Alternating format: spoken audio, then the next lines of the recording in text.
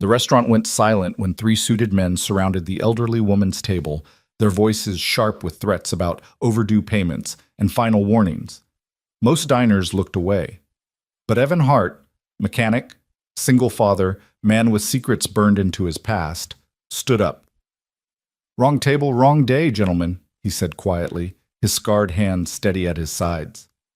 They sneered at his worn jacket. They didn't know about the fire. They didn't know what those hands had done. They didn't know who they were challenging. Stay with me until the end of this story and drop a comment with your city below. I want to see how far this tale travels across the world. The Glass Tower Diner sat wedged between two corporate giants on 7th Avenue. The kind of place where construction workers ate breakfast beside executives grabbing late-night coffee, where the fluorescent lights hummed the same tired song, whether you wore a $2,000 suit or oil-stained coveralls. Evan Hart preferred it that way. Invisible. Unremarkable. Just another face in the crowd, another body taking up space in a city that had millions. He'd been coming here every Thursday night for 8 months, ever since the incident, though he didn't call it that anymore, didn't let himself name it at all. Thursday nights meant his son Danny stayed late at robotics club, which meant Evan had 2 hours of solitude, 2 hours where he could sit in a corner booth with black coffee and a turkey club he never quite finished, watching the world move without him. The diner smelled like burnt coffee and industrial cleaner, with undertones of grease that had soaked into the vinyl booths over decades. Evan sat with his back to the wall, old habit, the kind you don't shake even when the reasons fade, his calloused fingers wrapped around a ceramic mug that had a chip on the rim. His hands told stories he never would.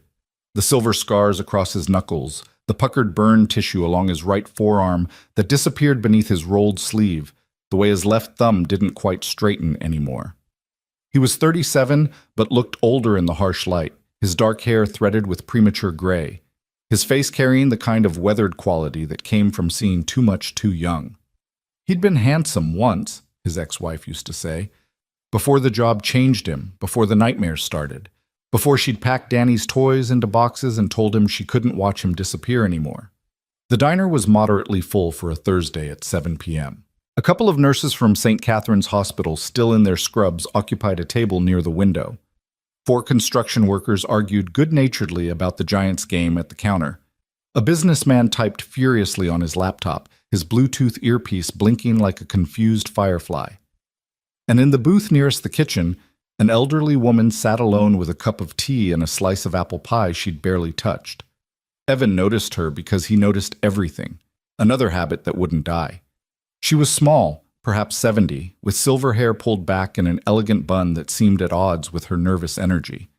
Her hands shook slightly as she lifted her teacup, and she kept glancing toward the door as if expecting someone, or dreading someone. Her clothes were neat but dated, a floral dress with a cardigan that had been mended at the elbow, the kind of repair job done by someone who knew how to make things last. She reminded him of his grandmother, who'd raised him after his parents died, who taught him that dignity wasn't about what you owned but how you carried yourself through the world. His grandmother had been gone 5 years now, but her lessons stuck like burrs. The door chimed. 3 men walked in, and the temperature in the room seemed to drop 10 degrees. They wore suits, expensive ones, the kind with subtle pinstripes and Italian cuts, but they wore them like armor, not fashion. The first man through the door was tall and broad-shouldered, his shaved head gleaming under the lights, a thin scar running from his left eye to his jawline. The second was shorter but built like a fire hydrant, his neck thick enough to strain against his collar, his knuckles swollen in the way that suggested frequent use. The third was thin and pale, almost delicate-looking, with wire-rimmed glasses and a smile that made Evan's instincts scream. They scanned the room with the practiced efficiency of predators identifying prey, and their eyes landed on the elderly woman. She saw them. Her teacup rattled against the saucer as she set it down, and all the color drained from her face. She tried to look away, tried to pretend she hadn't noticed them, but it was too late. They were already moving toward her booth, their expensive shoes clicking against the linoleum floor like a countdown. Evan's grip tightened on his coffee mug. Not your problem, he told himself. Not your fight. He'd promised himself after the last time, after the fire, after the funerals, after the mandatory psych eval that had ended his career. that he was done. Done playing hero. Done thinking he could fix what was broken in the world. Done paying the price that came with getting involved. The bald man reached the woman's booth first. He didn't sit. He loomed, his shadow falling across her like a threat. "Mrs. Chen," he said, his voice carrying clearly through the diner. The businessman stopped typing. The nurse's conversation faltered. "You've been avoiding us." I told Mr. Russo I need more time," Mrs. Chen stammered, her accent thick with stress, her hands clutching at her napkin like a lifeline. "My grandson, he's trying to help, but the medical bills—" "That's not our problem," the fire hydrant man cut in, his voice flat and final. He pulled out his phone, showed her the screen. Even from his booth, Evan could see it was a photo of a small grocery store, the kind of family business that anchored old neighborhoods. "Nice shop you got. Be a shame if something happened to it. Electrical fires are so common in buildings that old." The threat hung in the air like smoke. Mrs. Chen's eyes filled with tears. "Please, I just need 2 more weeks. My daughter, she's sending money from California. You had 2 weeks," the thin man with glasses said softly, almost kindly, which somehow made it worse. "You had 2 months. Mr. Russo's been very patient, but patience has a price, Mrs. Chen, and that price just went up." The diner had gone completely silent now. Everyone was watching, but no one was moving. The nurses stared at their plates. The construction workers suddenly found their phones fascinating. The businessman had closed his laptop and was edging toward the door. This was New York. People minded their business. Getting involved meant becoming a target, meant inviting trouble into your life, meant risking everything for a stranger you'd never see again. Evan understood that logic, respected it even. He had a son who needed him. Danny was 13 at that crucial age where a boy became a man, where having a father present meant everything. Danny had already lost his mother to divorce, lost their family home, lost the stability every kid deserved. He couldn't lose his father too. But Evan also understood what happened when everyone looked away. He'd seen it in the eyes of victims he'd pulled from burning buildings during his 15 years with the FDNY, that moment when they realized no one was coming. When they understood they were alone in the world, that all the invisible contracts of human civilization meant nothing when convenience outweighed compassion.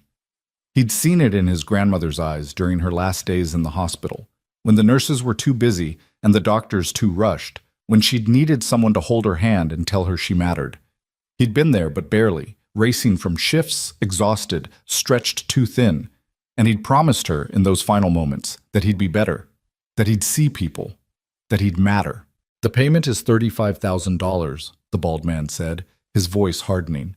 "Cash, by midnight tonight, or we visit your store tomorrow, and we won't be alone."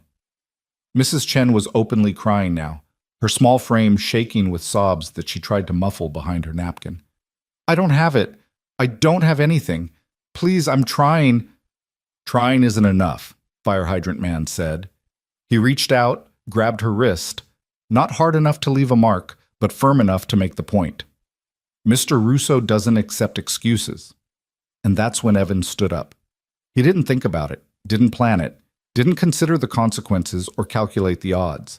He just moved, his body remembering what his mind tried to forget, that there were moments when silence became complicity, when looking away became betrayal, when staying safe meant losing yourself. "Wrong table, wrong day, gentlemen," Evan said quietly, his voice cutting through the tension like a knife. All 3 men turned to look at him. He must have seemed unremarkable.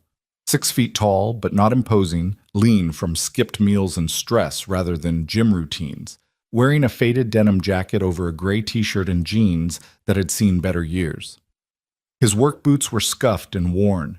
His face was forgettable except for his eyes, dark brown, almost black, carrying the kind of weight that came from seeing things burn. The thin man with glasses smiled. "This doesn't concern you, friend. Go back to your coffee." "Can't do that," Evan said, walking toward them with steady, measured steps. Not aggressive, not challenging, just present. "The lady clearly needs space to finish her pie." The bald man's scar seemed to deepen as his face darkened. "You have no idea who you're dealing with." "Maybe not," Evan admitted, stopping about 6 feet away, close enough to act, far enough to seem non-threatening. But I know bullying when I see it, and I know 3-on-1 odds make you feel tough, but they just make you cowards. The temperature in the room dropped even further. The construction workers were whispering urgently among themselves. One of the nurses had her phone out, probably calling 911. The businessman had vanished entirely. Fire hydrant man cracked his knuckles, the sound like breaking branches. "You just made a very big mistake, friend." "Wouldn't be my first," Evan said. He shifted his weight slightly, his body remembering training from another lifetime. Defensive tactics classes, hand-to-hand combat scenarios in confined spaces, the brutal efficiency required when seconds meant lives. But before this gets ugly, ask yourselves, is $35,000 worth explaining to your boss why you made the evening news? The thin man's smile widened. Bold words from a man who looks like he works at Jiffy Lube. "I'm a mechanic," Evan corrected mildly. "Hart's Auto Repair over on Amsterdam. I fix things that are broken, including situations like this." Mrs. Chen had stopped crying, was staring at him with a mixture of hope and terror. She knew what happened to people who stood up to men like this. She'd probably seen it before, in whatever neighborhood she'd immigrated from, in whatever life she'd built and rebuilt and built again. The bald man took a step toward Evan. "Last chance to walk away." "I'm giving you the same option," Evan replied. "Walk out that door, leave Mrs. Chen alone, and we all go home tonight without regrets." "You don't know who you're protecting," the bald man said, his voice dropping to a growl. "Mrs. Chen here borrowed money from very serious people, money that came with very serious terms. She knew what she was signing up for." "Did she?" Evan asked, his eyes flicking to the elderly woman. "Did someone explain it to her in her language? Did someone make sure she understood the interest rates, the penalties, the consequences? Or did someone just shove papers in front of her when she was desperate to pay for her grandson's chemo?" The thin man's smile finally cracked. "How did you—" "I didn't," Evan admitted. "But desperation has a look, and predators have a pattern. You find people who are drowning, and instead of throwing them a rope, you tie anchors to their ankles." "Righteous," the bald man sneered. "We got ourselves a hero, boys. Been a while since I met one of those. They usually don't last long." Something flickered across Evan's face. Pain, memory, something old and sharp. "Yeah," he said softly. "I've noticed that too." The fire hydrant man moved first, stepping around the booth toward Evan with surprising speed for his bulk. Evan didn't flinch. He'd faced down situations far more dangerous than 3 loan sharks in a Manhattan diner. He'd walked into buildings that were actively collapsing, had carried unconscious victims through superheated smoke that seared his lungs, had made split-second decisions where the wrong choice meant death. 3 men in suits didn't scare him. Nothing much scared him anymore except the things he couldn't fight: cancer, time, the gradual erosion of hope. But then the thin man spoke, and his voice carried something new: curiosity. "Wait," he said, studying Evan more closely. "You look familiar. Where do I know you from?" Evan's jaw tightened. "You don't?" "No, I definitely—" The thin man pulled out his phone, started scrolling. "What's your name?" "Irrelevant," Evan said. "Evan Hart," Mrs. Chen whispered, reading his name from a work order that had fallen from his jacket pocket when he stood. "It says Evan Hart." The thin man's fingers flew across his screen, then his eyes widened. He turned the phone toward the other 2 men, and Evan watched their faces change, confusion shifting to recognition, then to something like uncertainty. "Holy shit," the bald man breathed. "You're the—" "I'm nobody," Evan cut in sharply. "I'm just a guy who wants to finish his coffee in peace. So here's what's going to happen. You're going to walk out that door. Mrs. Chen is going to finish her pie. And whatever debt she owes, you're going to tell your boss it's forgiven." "That's not how this works," Fire Hydrant Man protested, but his voice had lost its certainty. "Make it work," Evan said. "Because if you don't, I'm going to make a phone call. And trust me, there are people at the district attorney's office who would love to know about Mr. Russo's lending practices. People who owe me favors, people who won't ask questions when I hand them a case tied up with a bow." It was a bluff. Mostly. Evan didn't have connections at the DA's office anymore. He'd burned most of his bridges when he left the department, when the psych eval came back with words like trauma response and survivor's guilt and unfit for duty. But these men didn't know that. They only knew what the phone had shown them. Whatever news story or social media post that had his face attached to something significant. The thin man studied Evan for a long moment, his expression unreadable behind his glasses. Then he nodded slowly. "This isn't over," he said quietly. "You just made an enemy, Mr. Hart." "Get in line," Evan replied. The three men exchanged glances, some unspoken communication passing between them. Then the bald man gestured toward the door. "Let's go. We'll report back to Mr. Russo. Let him decide how to handle this." "You do that," Evan said. They walked toward the exit, their expensive shoes clicking in the silence. But at the door, the thin man turned back.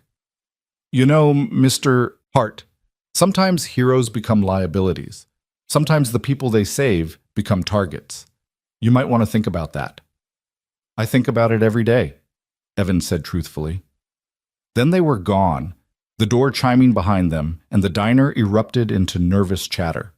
The nurses were talking excitedly, their phones out recording everything. The construction workers were debating whether they should have stepped in. The cook had emerged from the kitchen, a baseball bat in his hands, too late to help but ready to try. Mrs. Chen was crying again, but differently now. Relief mixed with fear, gratitude tangled with worry. She stood up on shaking legs and approached Evan, her small hands reaching for his. "Thank you," she whispered in heavily accented English. "Thank you, thank you. You didn't have to—" "Yes, I did," Evan said gently, squeezing her hands. They were cold and fragile, like bird bones. "Are you okay? Did they hurt you?" No hurt," she said quickly. "Just scared. They come every week, threaten my store, threaten my family. I borrow money for my grandson's treatment, and they say I owe triple now. I don't have it. I don't know what to do." "Do you have somewhere safe to stay tonight?" Evan asked. "Those men might come back or send others." Mrs. Chen's face crumpled. "My store is my home. I live in an apartment upstairs." Evan thought quickly. "Is there someone you can call? Family? Friends?" "My daughter in California, but she worked 2 jobs. My grandson, he's still sick. I don't want to worry them." One of the nurses approached, a kind-faced woman with dark skin and tired eyes.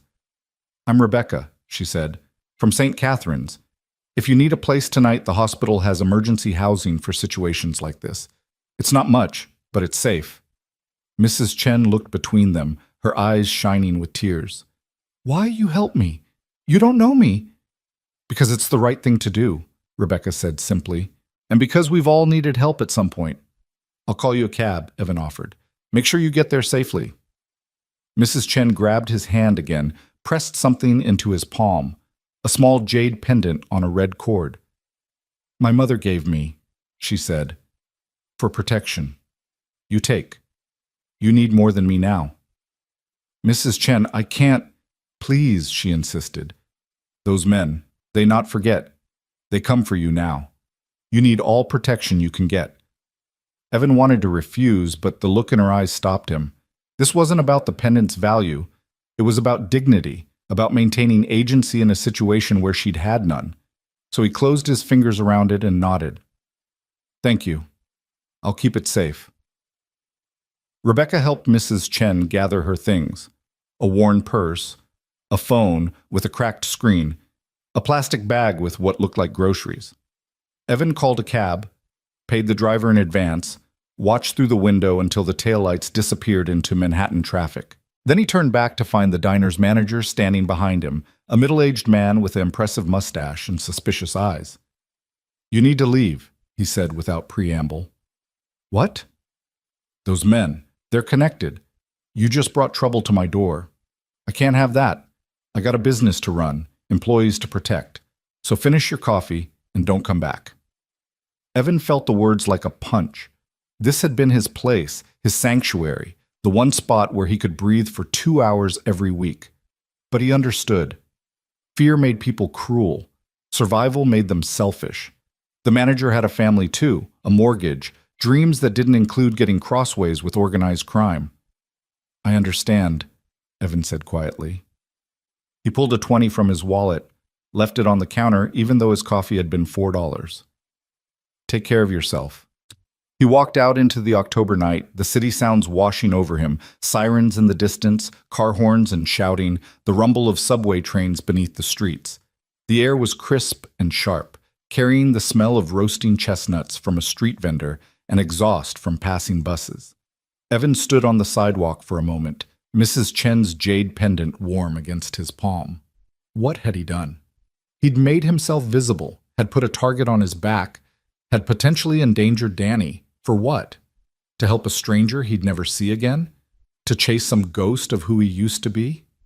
His phone buzzed. A text from Danny. Robotics ran late. Can you pick me up? Evan's chest tightened. Danny, his son. The only thing in his life that mattered. The only reason he got up in the morning. The only future he cared about. And he'd just risked it all for a woman he didn't know, facing men he couldn't beat, defending principles that the world had forgotten mattered. He texted back, on my way, be there in 15. As he walked toward the subway, Evan tried to convince himself that it would be fine. The men would report back to their boss, who would decide Evan wasn't worth the trouble. Mrs. Chen would get help from the hospital, maybe find a way out of her debt. Life would return to its quiet, careful routine. Work at the garage, dinners with Danny, the slow process of rebuilding something that resembled normal. But he knew better. He'd seen the thin man's eyes, the calculation there. He'd heard the threat about heroes becoming liabilities, about the saved becoming targets. Men like that didn't forget. Men like that kept ledgers, balanced books, collected debts. And Evan had just written a check his body couldn't cash.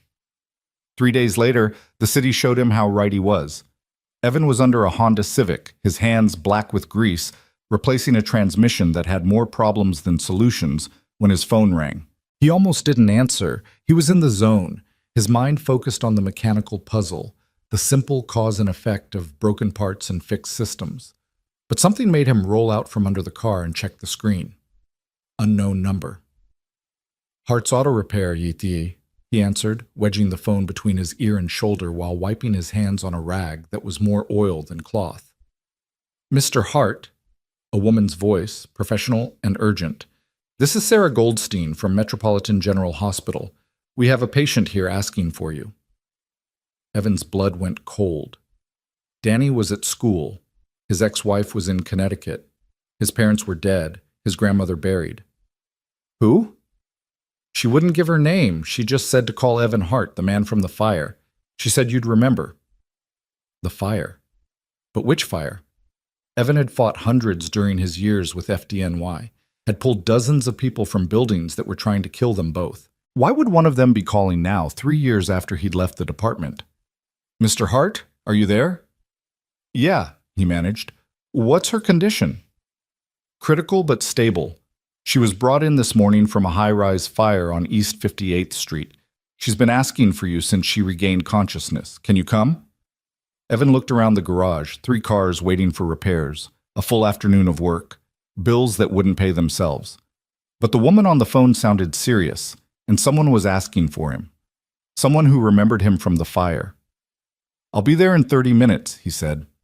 He cleaned up quickly, told his assistant Marcus to handle things, then drove his beat-up Ford pickup through midday Manhattan traffic with the kind of controlled urgency that came from years of emergency response. His mind raced through possibilities, trying to place which fire she might be from, which rescue might have left such an impression that she'd ask for him years later. Metropolitan General's emergency room smelled like antiseptic and fear, a combination Evan knew too well from visiting colleagues who'd been injured on calls, from those final days with his grandmother. He approached the desk where Sarah Goldstein, a tired-looking woman with graying hair and kind eyes, waited with a clipboard. Mr. Hart, she confirmed. That's me. What room? Before you see her, I need to explain something. Sarah's voice dropped. The patient, she's in rough shape. Second-degree burns on her arms and legs, smoke inhalation, possible head trauma from debris. She's sedated for pain, but she was very insistent about seeing you. Do you have any idea why? Evan shook his head. Not until I see her. Sarah led him through the maze of the ER, past curtained beds where people groaned and cried, past doctors shouting orders and nurses running with IV bags. They stopped at a private room at the end of the hall, and through the small window in the door, Evan saw a figure wrapped in bandages connected to beeping machines that monitored her tenuous grip on life. "We're trying to identify her," Sarah said. "No ID, no wallet, just a jade pendant on a red cord that she refused to let us remove." Evan's heart stopped. Slowly, he reached into his pocket and pulled out the identical pendant Mrs. Chen had given him 3 nights ago. "Oh my God," he whispered. "You know her?" "Mrs. Chen. Her name is Mrs. Chen. She owns a grocery store in Chinatown." Evan's hands were shaking. "The fire. Was it arson?" Sarah's face confirmed what he already knew. "Fire marshal suspects accelerant. Someone wanted that building to burn." Evan's vision went red around the edges. $35,000. "Wrong table, wrong day, gentlemen. You just made an enemy, Mr. Hart. Sometimes the people they save become targets." "Where's her family?" he managed to ask. "We're trying to reach them. The phone we found was too damaged to access." Sarah paused. "Mr. Hart, do you know why someone would do this?" "Yes," Evan said grimly. "Because I got involved." He pushed through the door before Sarah could stop him. The room was small and sterile, filled with the sounds of machines breathing for a woman who couldn't breathe on her own. Mrs. Chen looked so much smaller than she had in the diner, so fragile against the white sheets, her face obscured by an oxygen mask and bandages. But her eyes were open, and when they found Evan, they widened with recognition and something else. Not blame, relief. "Mrs. Chen," Evan said, pulling a chair close to her bed. "I'm so sorry. This is my fault. I should have—" She tried to speak, but the oxygen mask muffled her words. Evan looked at Sarah, who carefully lifted the mask just enough for Mrs. Chen to whisper. "Not your fault," she managed, each word clearly painful. "They would have come anyway. You gave me 3 more days. 3 days to say goodbye to my grandson. He's in remission, they told me, yesterday." Tears burned Evan's eyes. "Your store, just building," she whispered. "But you reminded me there are still good people. Thank you for seeing me." Her eyes closed, and Sarah quickly replaced the oxygen mask. "She needs to rest," she said firmly. "I'll call you if there's any change." Evan nodded numbly. He left the hospital in a daze, walked 6 blocks before he even realized he was walking, his mind replaying the scene in the diner, analyzing every choice he'd made, every word he'd spoken. If he'd stayed silent, would Mrs. Chen's store still be standing? If he'd minded his own business, would she be breathing on her own? But even as he asked the questions, he knew the answer. Men like that didn't need excuses. They burned what they wanted burned, hurt who they wanted hurt. Evan's intervention hadn't caused this. It had just accelerated a timeline that was already set.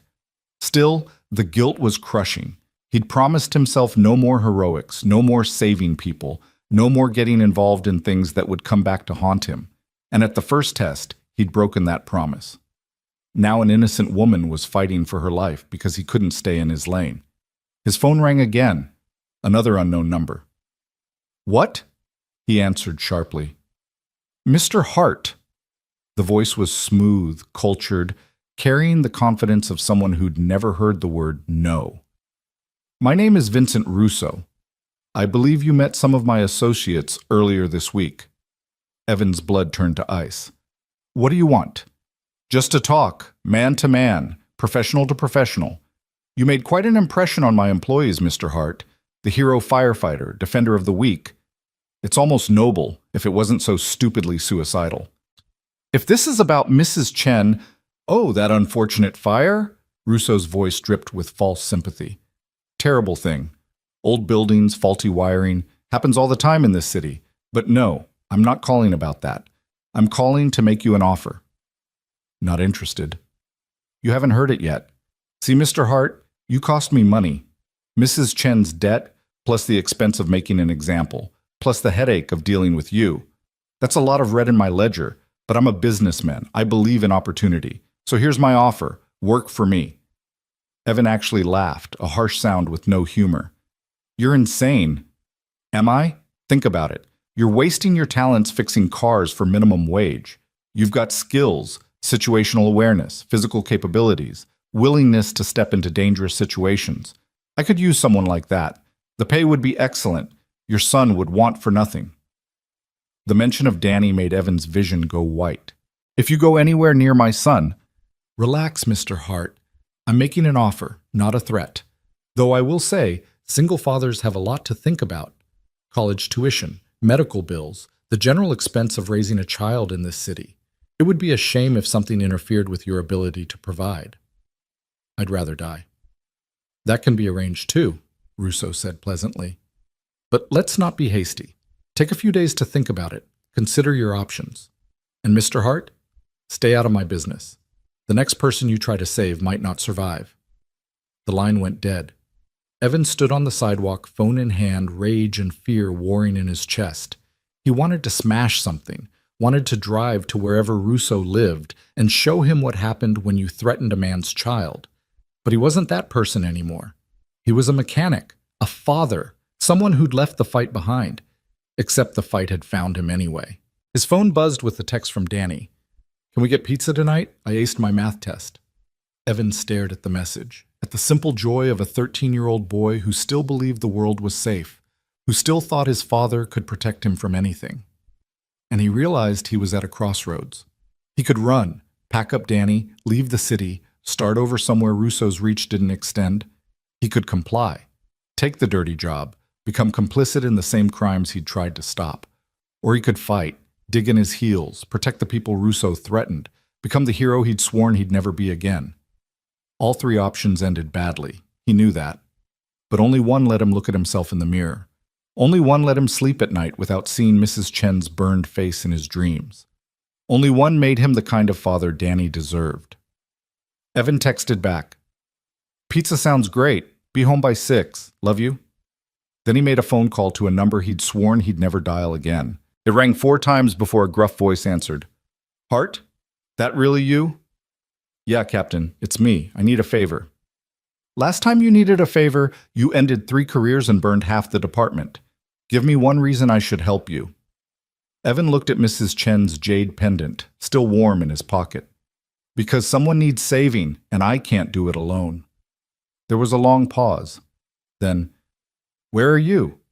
And just like that, Evan Hart stepped back into the fire. Captain James Morrison arrived in an unmarked sedan 20 minutes later, pulling up to the curb where Evan waited with the kind of precision that spoke to decades of emergency response.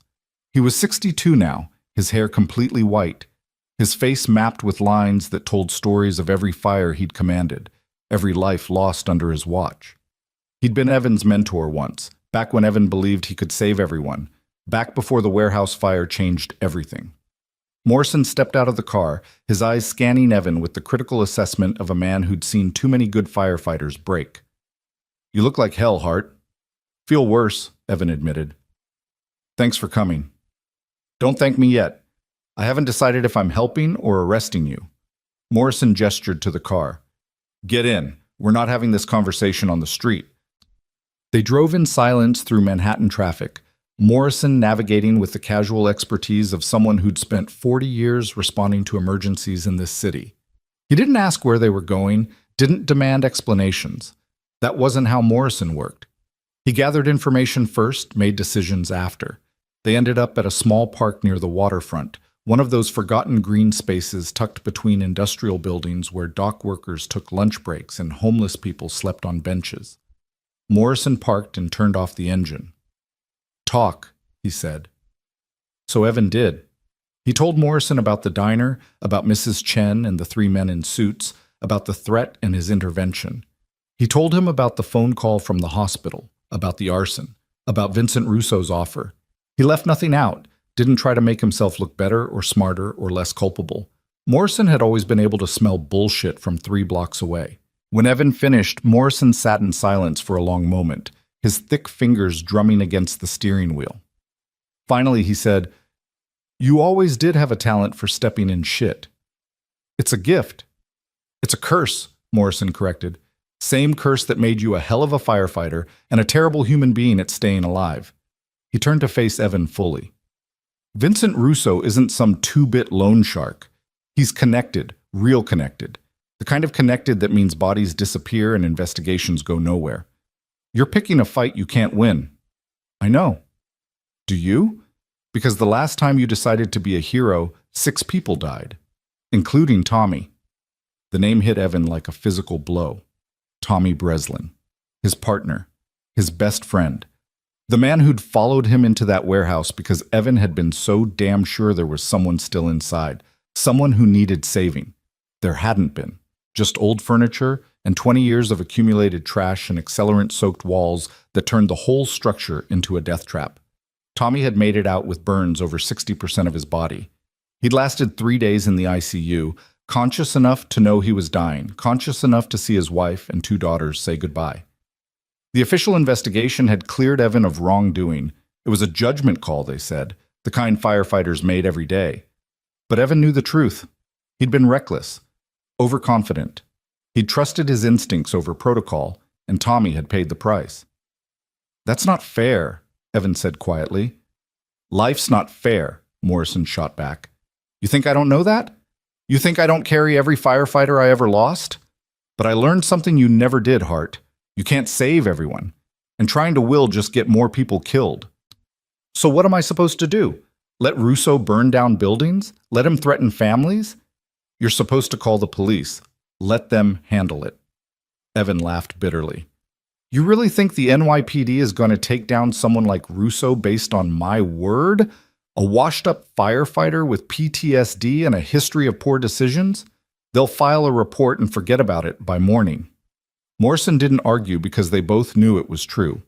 New York's finest were good at what they did, but organized crime investigations took months, years sometimes. Resources were limited, priorities shifted. Mrs. Chen would be a footnote, another victim of urban violence, her store another statistic. Then what do you want from me? Morrison asked. Information. Access.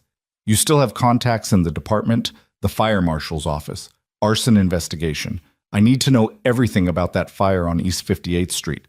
I need to know if there's a pattern, if Russo's done this before. And I need it off the books. You're asking me to risk my pension for a woman you met once in a fight that's not yours. I'm asking you to help me do what we both swore we'd do when we joined the department. Protect and serve. Save lives. Make the city safer. Evan met Morrison's eyes. You taught me that. You told me the job wasn't about following orders. It was about doing what's right even when it's hard. I also told you that martyrs don't get to see their kids grow up, Morrison said. How's Danny? The change in subject was deliberate. Morrison knew exactly which buttons to push. He's good. He aced his math test. We're getting pizza tonight. And if Russo comes after him? If your crusade puts Danny in the crosshairs? Evan's jaw tightened. That's why I need your help, to make sure it doesn't come to that. Morrison stared out the windshield at the gray water of the East River, watching cargo ships move with ponderous grace. When he spoke again, his voice was softer. I've got a grandson, Lucas. He's 12. Smart as hell, wants to be a marine biologist. His dad, my son, he's a cop in Brooklyn. Good cop, honest. And every day I worry that his integrity is going to get him killed, that some scumbag with a badge is going to decide he's too much of a liability, that my daughter-in-law is going to get a phone call that changes everything. I didn't know, Evan said. Why would you? You disappeared after the evaluation, changed your number, didn't come to Tommy's memorial. Far as the department was concerned, Evan Hart ceased to exist. Morrison turned to look at him. But I kept tabs, made sure you landed somewhere safe, made sure you were taking care of Danny. That's what I do for the people I care about, even when they don't deserve it. Evan felt his throat tighten. I didn't know how to face them, Tommy's family, the guys from the station. I killed their friend, their father, their husband. What was I supposed to say? You were supposed to say you're sorry. You were supposed to show up and let them see you were hurting too. You were supposed to be there, Hart. That's what family does. Morrison's voice hardened. But you ran, like you're running now. Just in a different direction. You think fighting Russo is going to make up for Tommy? You think saving Mrs. Chen balances some cosmic ledger? No, Evan admitted. I think I'm tired of running. I think I'm tired of looking away. And I think if I don't do something, I won't be able to look at my son without seeing a coward in the mirror. Morrison was quiet for a long time. Then he reached into the glove compartment and pulled out a manila folder. Fire Marshal's preliminary report on East 58th Street. Don't ask how I got it. The official finding is accidental, faulty wiring in a 100-year-old building. But between you and me, the accelerant patterns don't match the narrative. Someone wanted that fire hot and fast. Evan took the folder with shaking hands. Thank you. Don't thank me. This doesn't exist. I never gave it to you. And Hart? Morrison started the engine. Be smart about this. Russo's people are professionals. They've been doing this longer than you've been alive. If you're going to poke that bear, make sure you've got an exit strategy. Working on it, Evan lied. Morrison drove him back to where his truck was parked. As Evan climbed out, the older man called after him. Tommy's daughter, Sarah, she graduated Columbia last year, top of her class. She's a prosecutor now, working in the Manhattan DA's office. She asked about you once, asked if you were okay. Evan froze. What did you tell her? I told her you were surviving, but Hart, there's a difference between surviving and living. Figure out which one you want. The sedan pulled away, leaving Evan alone with the folder and his thoughts. He sat in his truck for 10 minutes, building the courage to open it. When he finally did, the photographs inside made his stomach turn. Mrs. Chen's building had been gutted. The fire had started on the first floor, her grocery store, and spread upward with terrifying speed. The accelerant patterns were obvious to anyone who knew what to look for. Splash marks near the entrance, concentrated burn areas that indicated multiple ignition points, the distinctive pour patterns of gasoline or similar petroleum products. But what made Evan's blood run cold were the photographs of the second and third floors, residential apartments. And according to the report, 3 families had been home when the fire started. They'd escaped thanks to a passing patrol car and the quick response of Engine Company 54. But it had been close. Too close. Russo hadn't just tried to kill Mrs. Chen. He'd been willing to burn an entire building, risk dozens of lives just to make a point. And the message was clear. This is what happens when you interfere with my business. Evan's phone buzzed. A text from Danny. Almost home. Can we watch that documentary about Mars? He typed back, absolutely. I'll grab the pizza on my way. He drove to Danny's school, the folder burning like evidence on the passenger seat. His mind was racing through scenarios, calculations, possibilities. Morrison was right. Russo was a professional, connected and protected. Taking him down through legal channels would require evidence that didn't exist, witnesses who wouldn't testify, investigations that would be shut down by people with more authority than scruples. But Evan had learned something during his 15 years with the FDNY. Fire didn't care about connections. Fire was democratic. It burned the guilty and innocent with equal enthusiasm. And sometimes, the only way to stop a fire from spreading was to create a bigger one, a controlled burn that consumed everything in its path and left nothing but ash. He was so lost in thought that he almost missed the black SUV following him. Almost. But 3 years of looking over his shoulder, 3 years of low-grade paranoia about when his past would catch up, had honed his situational awareness to a razor's edge. The SUV stayed 3 cars back, matching his speed, following his turns. Russo's people. Making sure he understood he was being watched. Evan's grip tightened on the steering wheel. He couldn't lead them to Danny's school. Couldn't let them know anything about his son, where he went to school, what time classes ended, what route they took home. That information was a weapon, and Evan had already given them too much. He took a sudden right turn, cutting across 2 lanes of traffic to a chorus of angry horns. The SUV tried to follow, but got caught at a red light. Evan punched the accelerator, his old truck protesting but responding, putting distance between himself and his tail. He took 3 more turns, threading through side streets he knew from years of emergency responses, until he was certain he'd lost them. Then he parked 2 blocks from Danny's school and walked the rest of the way, the folder hidden under his jacket. He arrived just as the final bell rang, watching from across the street as students poured out like water from a broken dam. Danny emerged in a cluster of friends, his backpack slung over one shoulder, his face animated as he argued some point with a tall kid wearing a Knicks jersey. Evan's heart clenched. His son. 13 years old and already showing signs of the man he'd become. Confident, smart, kind in the way that came from being raised by a single father who tried his best and failed often.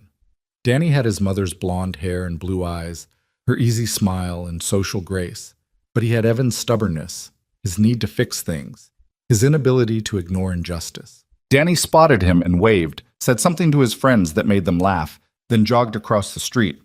"Hey, Dad, you're early." "Slow day at the shop," Evan lied. "Thought I'd surprise you. How was the test?" "Crushed it. Mr. Peterson said I might be the first student to get a perfect score on that unit in like 5 years. Danny grinned with the unself-conscious pride of someone who hadn't learned to hide his accomplishments yet. "Can we go to Mario's? They've got that new pizza with the stuffed crust." "Whatever you want, champ." They walked to the truck together, Danny chattering about his day, the test, the robotics club project, some drama involving 2 kids in his English class who may or may not be dating. Normal things, teenager things. The kind of problems that felt enormous when you were 13 but would be forgotten in a week. Evan tried to focus, tried to be present, but part of his mind was still scanning the street, looking for black SUVs, watching for threats. He'd brought this to their door. His choice in the diner, his inability to stay silent, had put Danny at risk, and now he had to figure out how to protect his son while also protecting Mrs. Chen and whoever else Russo decided to target next. They reached the truck, and Danny paused with his hand on the door. "Dad? You okay? You seem kind of distracted." "Just thinking about work," Evan said, forcing a smile. "Nothing important. Come on, let's get that pizza."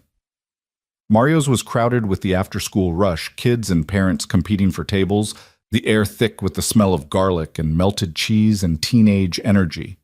They managed to snag a booth in the back, and Danny ordered the stuffed crust special while Evan got his usual, plain cheese, because his appetite had vanished somewhere between the hospital and Morrison's car. While they waited, Danny pulled out his phone and started showing Evan pictures from Robotics Club. Their team was building an autonomous rover for a regional competition, and Danny had been put in charge of the navigation system. The picture showed a complicated mess of wires and circuits and 3D printed parts that somehow were supposed to make the thing move. "It's pretty cool," Danny said, his enthusiasm infectious. "We're using Arduino boards and these ultrasonic sensors that can detect obstacles up to like 20 feet away. And I wrote the code that lets it map the arena in real time. Mr. Johnson thinks we might actually have a shot at placing this year." "That's amazing, Danny. I'm proud of you." "You always say that." Danny grinned. "Even when I mess up." "That's because being proud isn't about perfection. It's about effort, and you always give it everything you've got." Evan reached across the table, squeezed his son's shoulder. "That's what matters." The pizza arrived, and they ate in comfortable silence for a while. But Evan could feel Danny studying him, could sense the questions building behind those intelligent blue eyes. His son had always been perceptive, had always been able to read Evan's moods like a weather report. Finally, Danny said, "Something happened today, didn't it?" Evan looked up from his pizza. "What makes you say that?" "You've got that look, the one you get when you're worried but trying not to show it, and you keep checking your phone, and you looked at every car in the parking lot before we went inside." Danny set down his slice. "Is it about Mom?" No, your mom's fine. This is just work stuff." "You're a terrible liar, Dad." Evan couldn't help but smile. "When did you get so smart?" "I've always been smart. You just notice it more now that I'm taller than you." "You're not taller than me." "Give it 6 months." Danny's expression turned serious. "But really, if something's wrong, you can tell me. I'm not a kid anymore." Evan wanted to argue that Danny was exactly a kid, that he had years before he needed to worry about things like loan sharks and arson and moral compromises. But he also knew his son deserved honesty, deserved to be treated with respect even when the truth was complicated. "I helped someone a few days ago," Evan said carefully. "Someone who was in trouble. And now the people who were causing that trouble are mad at me." Danny nodded slowly. "Like when you used to help people from fires?" "Sort of. Except these people, they don't play by rules. They're dangerous. Evan met his son's eyes. I need you to be careful for a while. Pay attention to your surroundings. If you see anyone following you, or if anyone approaches you asking about me, I want you to call me immediately, and don't go anywhere alone after school. Fear flickered across Danny's face, quickly replaced by something that looked like determination. Are we in danger? I'm not going to let anything happen to you, Evan said firmly. I promise. That's not what I asked. Evan sighed. I don't know. Maybe. I'm taking precautions and I've got people helping me. But until this is resolved, we need to be smart. Should we leave? Go stay with Mom for a while? The fact that Danny's first thought was practicality rather than panic made Evan's heart swell with pride and break with guilt in equal measure. Not yet, but it's an option if things get worse. Danny absorbed this, his young face suddenly looking much older. The person you helped, are they okay? She's in the hospital, but she's tough. I think she'll make it. Good. Danny picked up his pizza again, but his appetite was clearly gone. You did the right thing, Dad, even if it's dangerous. You always told me that doing the right thing isn't always easy, that sometimes it costs something. I did say that, Evan admitted, though I'm starting to wonder if that advice was more aspirational than practical. What does aspirational mean? It means I tell you to be better than I am. Danny shook his head. You're better than you think. You just forget sometimes. They finished their pizza with lighter conversation, the Mars documentary Danny wanted to watch, a book Evan was reading about motorcycle repair, weekend plans that suddenly felt fragile and uncertain. When they got home to their small two-bedroom apartment in Washington Heights, Evan did a complete security check while Danny was in the bathroom. He checked the locks, the windows, the fire escape. Everything was secure. Everything was fine.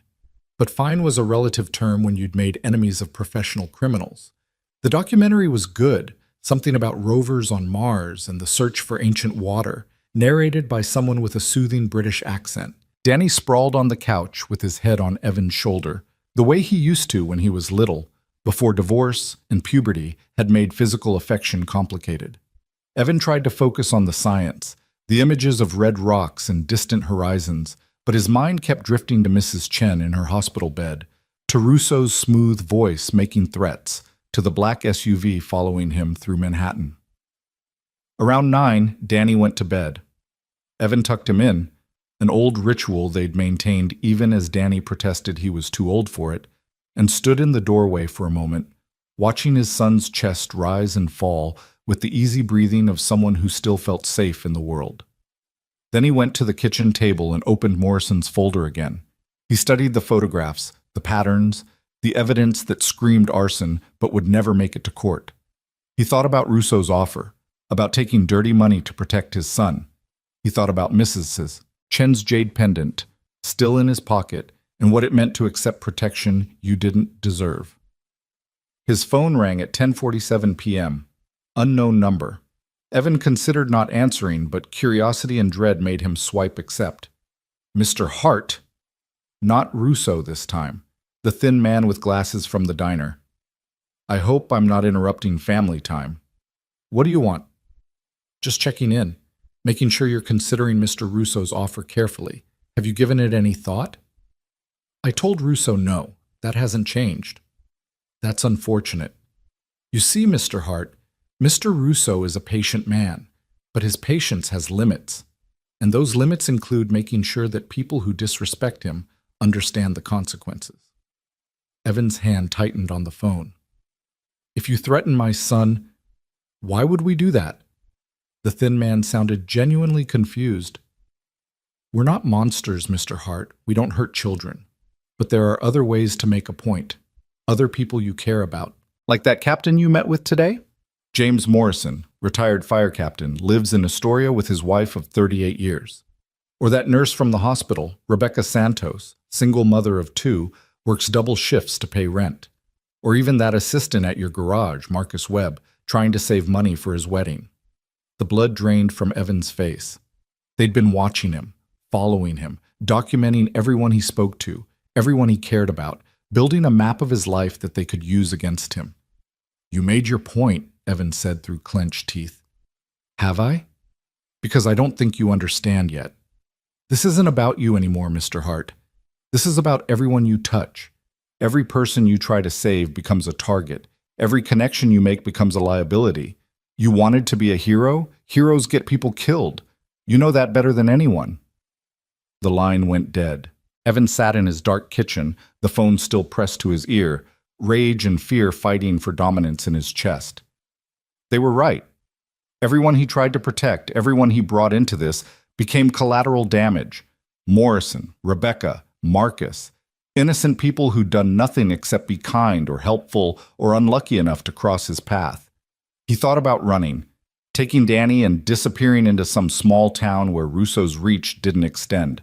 But that was cowardice, and it left everyone else behind. He thought about compliance, taking Russo's job, becoming part of the machine. But that was surrender, and it meant Danny would grow up watching his father compromise every principle he'd ever taught. Or he could fight. But fighting meant accepting that people might get hurt, might die. Tommy had died because Evan was so sure he was right. How many more would follow? Evan pulled out Mrs. Chen's jade pendant, turned it over in his scarred hands. Protection, she'd called it. It's a mother's gift passed down through generations, offered to a stranger because he'd stood when others sat. And now that stranger had to decide if her faith was misplaced, if protection was even possible in a world where kindness made you a target. His phone buzzed with a text from an unknown number. Just a photo. Morrison's house. The lights on, his car in the driveway. And a timestamp, 10:52 p.m. The message was clear. We know where everyone is. We can reach them anytime we want. Your move. Evan stared at the photo for a long time. Then he made a decision that would either save everyone or doom them all. He dialed a number he'd found in Morrison's folder, one that had been underlined 3 times as if the captain had wanted to make sure Evan saw it.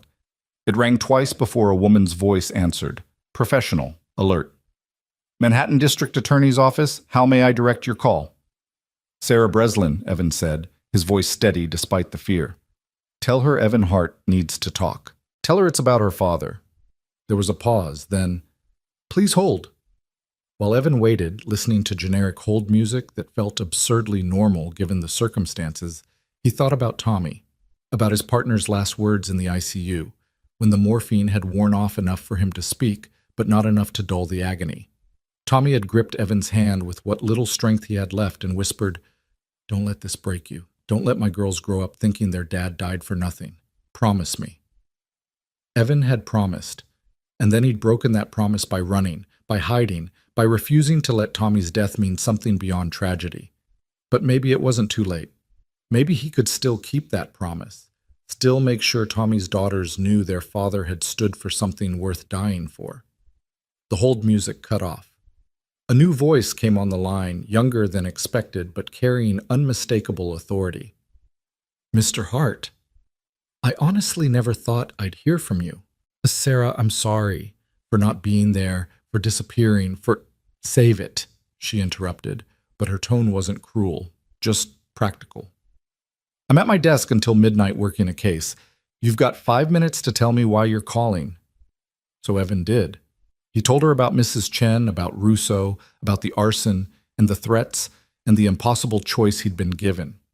He told her about the people Russo was threatening, about the evidence in Morrison's folder that would never make it to trial through normal channels. And he told her about Tommy, about the promise he'd made and broken, about trying to honor a good man's memory by saving people who needed saving. When he finished, there was silence on the line. Then Sarah said, "My father was the best man I ever knew. He taught me that integrity matters more than comfort, that doing the right thing is worth the cost. That's why I became a prosecutor. That's why I put away people who think money and connections make them untouchable. I know. Your dad would be proud. Don't." Her voice cracked slightly. "Don't talk about him like you knew him. You were there when he died, and then you disappeared. You didn't come to his funeral. You didn't call. You didn't acknowledge that your decision killed him." "You're right," Evan said quietly. "I was a coward. I am a coward. But I'm trying to do better. And I think your father would want you to help, not because of me, but because it's the right thing to do." Another long pause.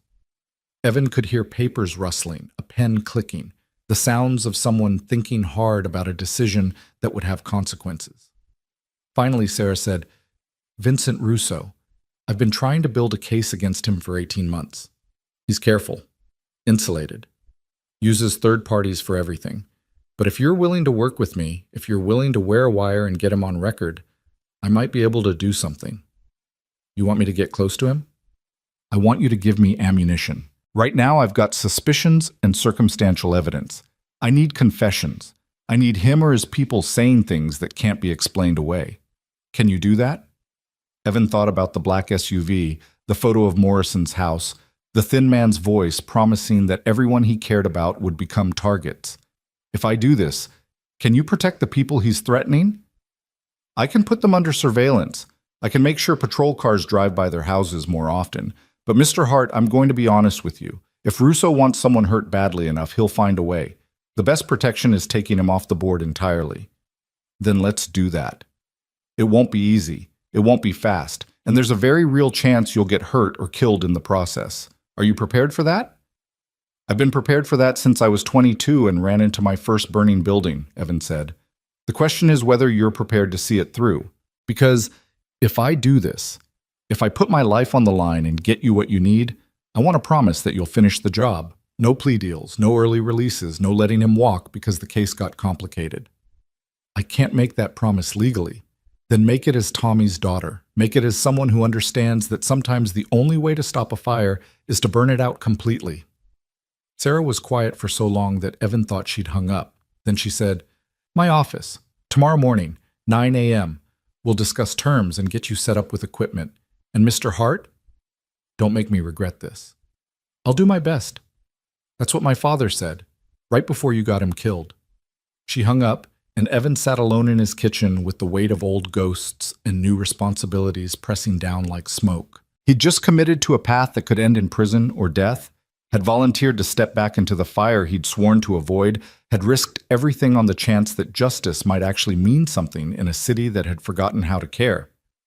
But as he looked at Mrs. Chen's jade pendant, at the small piece of hope and protection given freely by someone who had nothing left to give, Evan felt something he hadn't felt in 3 years. Purpose. Direction. The sense that maybe, just maybe, Tommy's death could still mean something beyond regret. He texted Morrison, "Meeting with Sarah tomorrow. Thanks for the introduction." The response came 30 seconds later. "You're an idiot, but you're our idiot. Be careful." Then Evan did something he hadn't done since before the warehouse fire. He pulled out an old photo album from the back of his closet, one filled with pictures from his years with the FDNY. There was Morrison, younger and stronger, posing with their engine company after a successful rescue. There was Tommy, grinning like an idiot while holding a Dalmatian puppy that someone had brought to the firehouse. There were dozens of faces, brothers and sisters who'd trusted Evan to lead them, to keep them safe, to bring them home. And at the back of the album, tucked into a plastic sleeve, was a newspaper clipping. The headline read, "FDNY Hero Saves Family from 5-Alarm Blaze." Below it was a photo of Evan, younger and unburned, carrying a child out of a collapsing building. He looked confident in that photo, certain, like someone who believed he could save everyone. He'd lost that certainty in the warehouse, lost it in Tommy's eyes as his partner realized he was dying, lost it in the psych evaluation that had ended his career. But maybe certainty wasn't the point. Maybe the point was showing up anyway, stepping into the smoke anyway, trying to save people even when you knew you might fail. Evan closed the album and put it back in the closet. Then he checked on Danny one more time, still sleeping, still safe, still innocent of the war his father had just declared, and tried to convince himself that what he was doing was right. Morning came too quickly. Evan made breakfast, pancakes that Danny loved and Evan couldn't taste, and drove his son to school with extra vigilance, checking his mirrors constantly, taking random turns to ensure they weren't followed. He walked Danny to the entrance, hugged him longer than usual, and said, "I love you, champ. Remember what I said about being careful. Dad, you're being weird. I know. Humor me." Danny rolled his eyes but smiled. "Love you too. See you tonight." Then Evan drove to Lower Manhattan, to the gleaming tower that housed the district attorney's office, where Sarah Breslin waited with equipment and expectations, and the ghost of her father standing between them like smoke that wouldn't clear. He parked in a garage 3 blocks away, paying cash because he didn't want any digital records of his location. He walked the rest of the way, the morning sun bright and indifferent, the city waking up around him like it did every day. Millions of people pursuing their own small dramas, unaware that in one man's chest a war was beginning, that in one prosecutor's office a fight was being planned, that somewhere in Manhattan a criminal was about to learn that some fires couldn't be controlled or contained, that sometimes the only answer to destruction was a bigger, hotter, more complete burn. Evan entered the building, showed ID to security, took an elevator to the 15th floor. The hallway was institutional and fluorescent, lined with offices where lawyers built cases and wrote briefs and tried to convince themselves that justice was possible in a system designed to protect the powerful. Sarah Breslin's office was at the end of the hall, a small space with windows overlooking the street and walls covered with case files and photographs. She looked up when Evan knocked, and for a moment they just stared at each other, the man who'd gotten her father killed and the daughter who'd inherited his mission. She looked like Tommy. Same sharp features, same intelligent eyes, same air of quiet competence. But where Tommy had been warm and open, Sarah was guarded and controlled. Her grief turned into armor. "Mr. Hart," she said formally. "Come in. We have work to do." And Evan stepped through the door, into the fire, toward a reckoning that had been 3 years in the making and would end in either redemption or ruin, with no middle ground and no turning back. Sarah's office smelled like coffee and determination, with undertones of the kind of exhaustion that came from working 80-hour weeks while trying to convince yourself it mattered. She gestured to a chair across from her desk. Standard government issue, uncomfortable by design, and Evan sat while she studied him with the clinical assessment of someone deciding whether he was an asset or a liability. "You look different than I remember," she said finally. "Older, more tired." 3 years will do that," Evan replied, "especially when you spend them trying to forget." "Did it work, the forgetting?" "Not even a little bit." Sarah nodded as if this confirmed something she'd already suspected. She opened a file on her desk, thick with papers and photographs, the accumulated evidence of months of investigation, and turned it so Evan could see. The top page showed a surveillance photo of Vincent Russo entering what appeared to be an upscale restaurant, flanked by 2 men in expensive suits. "Vincent Michael Russo," Sarah began, her voice taking on the practiced cadence of a prosecutor presenting evidence. 53 years old, 3rd-generation organized crime. His grandfather ran numbers in Little Italy, his father expanded into construction and waste management, and Vincent took it digital, online lending, cryptocurrency schemes, real estate fraud. He's smart, connected, and completely insulated from his crimes. She flipped to another page showing organizational charts that looked like spider webs. He operates through layers of shell companies and third-party contractors. The men who threatened Mrs. Chen? Not on his payroll. They're independent consultants hired through intermediaries who are hired through other intermediaries. Legally, Russo has never met them. Has no idea they're breaking legs and burning buildings in his name. "Convenient," Evan said. "Brilliant, actually, from a criminal law perspective. We've arrested 17 of his foot soldiers in the past 2 years. Not one has testified against him. They serve their time, get out with 6-figure payments waiting in offshore accounts, and disappear into legitimate businesses that Russo coincidentally helps finance." Evan studied the photographs. Men in suits, women in business casual, all of them looking respectable and ordinary. "So how do we get to him?" "We make him sloppy. We create a situation where he has to get personally involved." Sarah pulled out another file, this one marked with red tags. Mrs. Chen's building wasn't the first.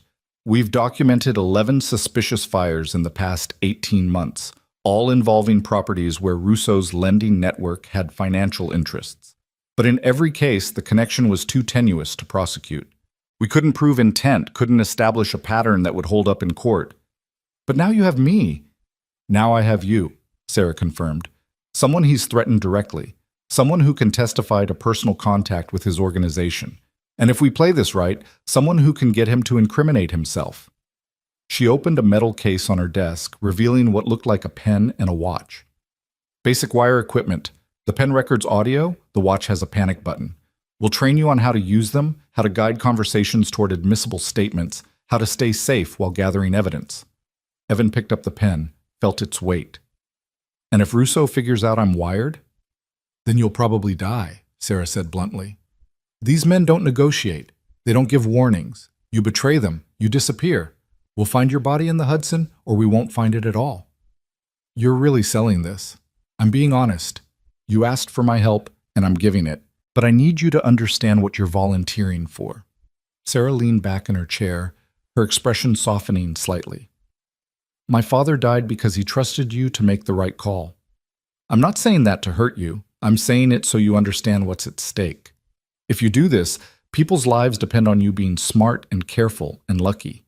And if you screw up, I have to live with more bodies on my conscience. Evan met her eyes. I think about your father every day. I see him in my dreams. I hear his voice when I'm trying to sleep. And I know that nothing I do will ever bring him back or make it right. But maybe, just maybe, I can honor what he stood for. Maybe I can make sure his death meant something. His death already meant something, Sarah said quietly. It meant that good men die when they trust the wrong people. The words hit like a punch, but Evan didn't flinch. Then let me prove I'm worth trusting. Let me show you I can finish what I start. Sarah studied him for a long moment, and Evan could see her father in the set of her jaw, the calculation in her eyes. Finally, she nodded. We'll start with basic training today. How to wear the wire, how to activate it, what kinds of statements we need for prosecution. Tomorrow, you'll make contact with Russo's organization. Tell them you've reconsidered his offer, that you want to discuss terms. And if they don't believe me, they will, because desperate men make desperate choices, and we're going to make you look very desperate. She pulled out another file, this one containing financial documents. We're going to leak information that suggests Hart's Auto Repair is failing. Missed payments, tax liens, the kind of financial pressure that would make a single father reconsider his principles. Russo's people will do their homework, see the trail we've created, and believe you're vulnerable. You've thought this through. I've been waiting 18 months for an opportunity like this. I'm not going to waste it. Sarah stood, gathering the files. There's a conference room down the hall. We'll spend the next 4 hours going over procedures, practicing scenarios, making sure you understand exactly what you're doing. And Mr. Hart, if at any point you want to back out, tell me. I'd rather have no case than a dead informant. They spent the morning in that windowless conference room, Sarah drilling Evan on the basics of undercover work, while a technical specialist named Marcus, no relation to his employee, demonstrated the equipment. The pen had to be clicked twice to activate recording. The watch's panic button required pressing and holding for 3 seconds to prevent accidental activation. Both devices transmitted to a receiver that would be monitored by Sarah's team, meaning someone would always be listening, always ready to intervene if things went wrong. The key is natural conversation, Sarah explained, pacing the room with the nervous energy of someone who lived on coffee and conviction. You can't just ask, hey, did you commit arson? Russo's smart enough to recognize interrogation. Instead, you build rapport. You establish common ground. You let him brag about his business, his connections, his power. Men like him love to show off, and that's when they slip. They practice scenarios. Evan playing himself, Sarah playing Russo, running through conversations about money and loyalty and what a man would do to protect his family. It felt artificial at first, mechanical, but gradually Evan found a rhythm. He learned to ask questions that sounded like curiosity rather than investigation, to express admiration that felt sincere even when it made his skin crawl, to be the kind of desperate man that predators loved to recruit. Better, Sarah said after their 4th run-through. You're starting to understand. The goal isn't to get a confession in one conversation. It's to build a relationship over time. Multiple meetings, multiple recordings, a pattern of criminal activity that we can present to a grand jury. How long are we talking? Weeks? Maybe months. This isn't television. Real investigations take time. Evan thought about Mrs. Chen in her hospital bed, about the people Russo was threatening. We might not have months. Then we'll work with what we have. But rushing means mistakes, and mistakes mean you die. Sarah checked her watch. It's almost 1. Take a break. Get something to eat. Be back here at 2 for scenario training. Evan left the conference room with his head spinning, cold. He found a deli 2 blocks away and ordered a sandwich he couldn't taste, then sat at a small table by the window and watched the city move. Business people rushing to meetings, tourists studying maps, delivery drivers weaving through traffic, all of them living normal lives where the most dangerous thing they faced was deadlines or bad weather. His phone buzzed, a text from Danny. "Forgot my lunch. Can you bring it?" Evan's heart clenched. He'd been so focused on Russo and wires and justice that he'd forgotten to check that Danny had everything he needed. What kind of father did that? What kind of man put revenge ahead of his son's basic needs? He texted back, "On my way. Sorry, champ." Then he called Sarah. "I need to make a stop. Family emergency. We have training at 2. My son forgot his lunch. I'll be back by 3 at the latest." There was a pause, and Evan could almost hear Sarah weighing his reliability against her understanding that real life didn't pause for investigations. "Fine. 3 o'clock. Don't be late." Evan drove to his apartment, grabbed Danny's lunch from the fridge, a turkey sandwich, apple slices, the cookies they'd baked together last weekend, and headed to the school. He was halfway there when he noticed the black SUV again, 3 cars back, making the same turns. They were still watching him, still documenting his movements. A cold rage settled over Evan. These men had invaded his life, threatened his son, turned his daily routine into a surveillance operation.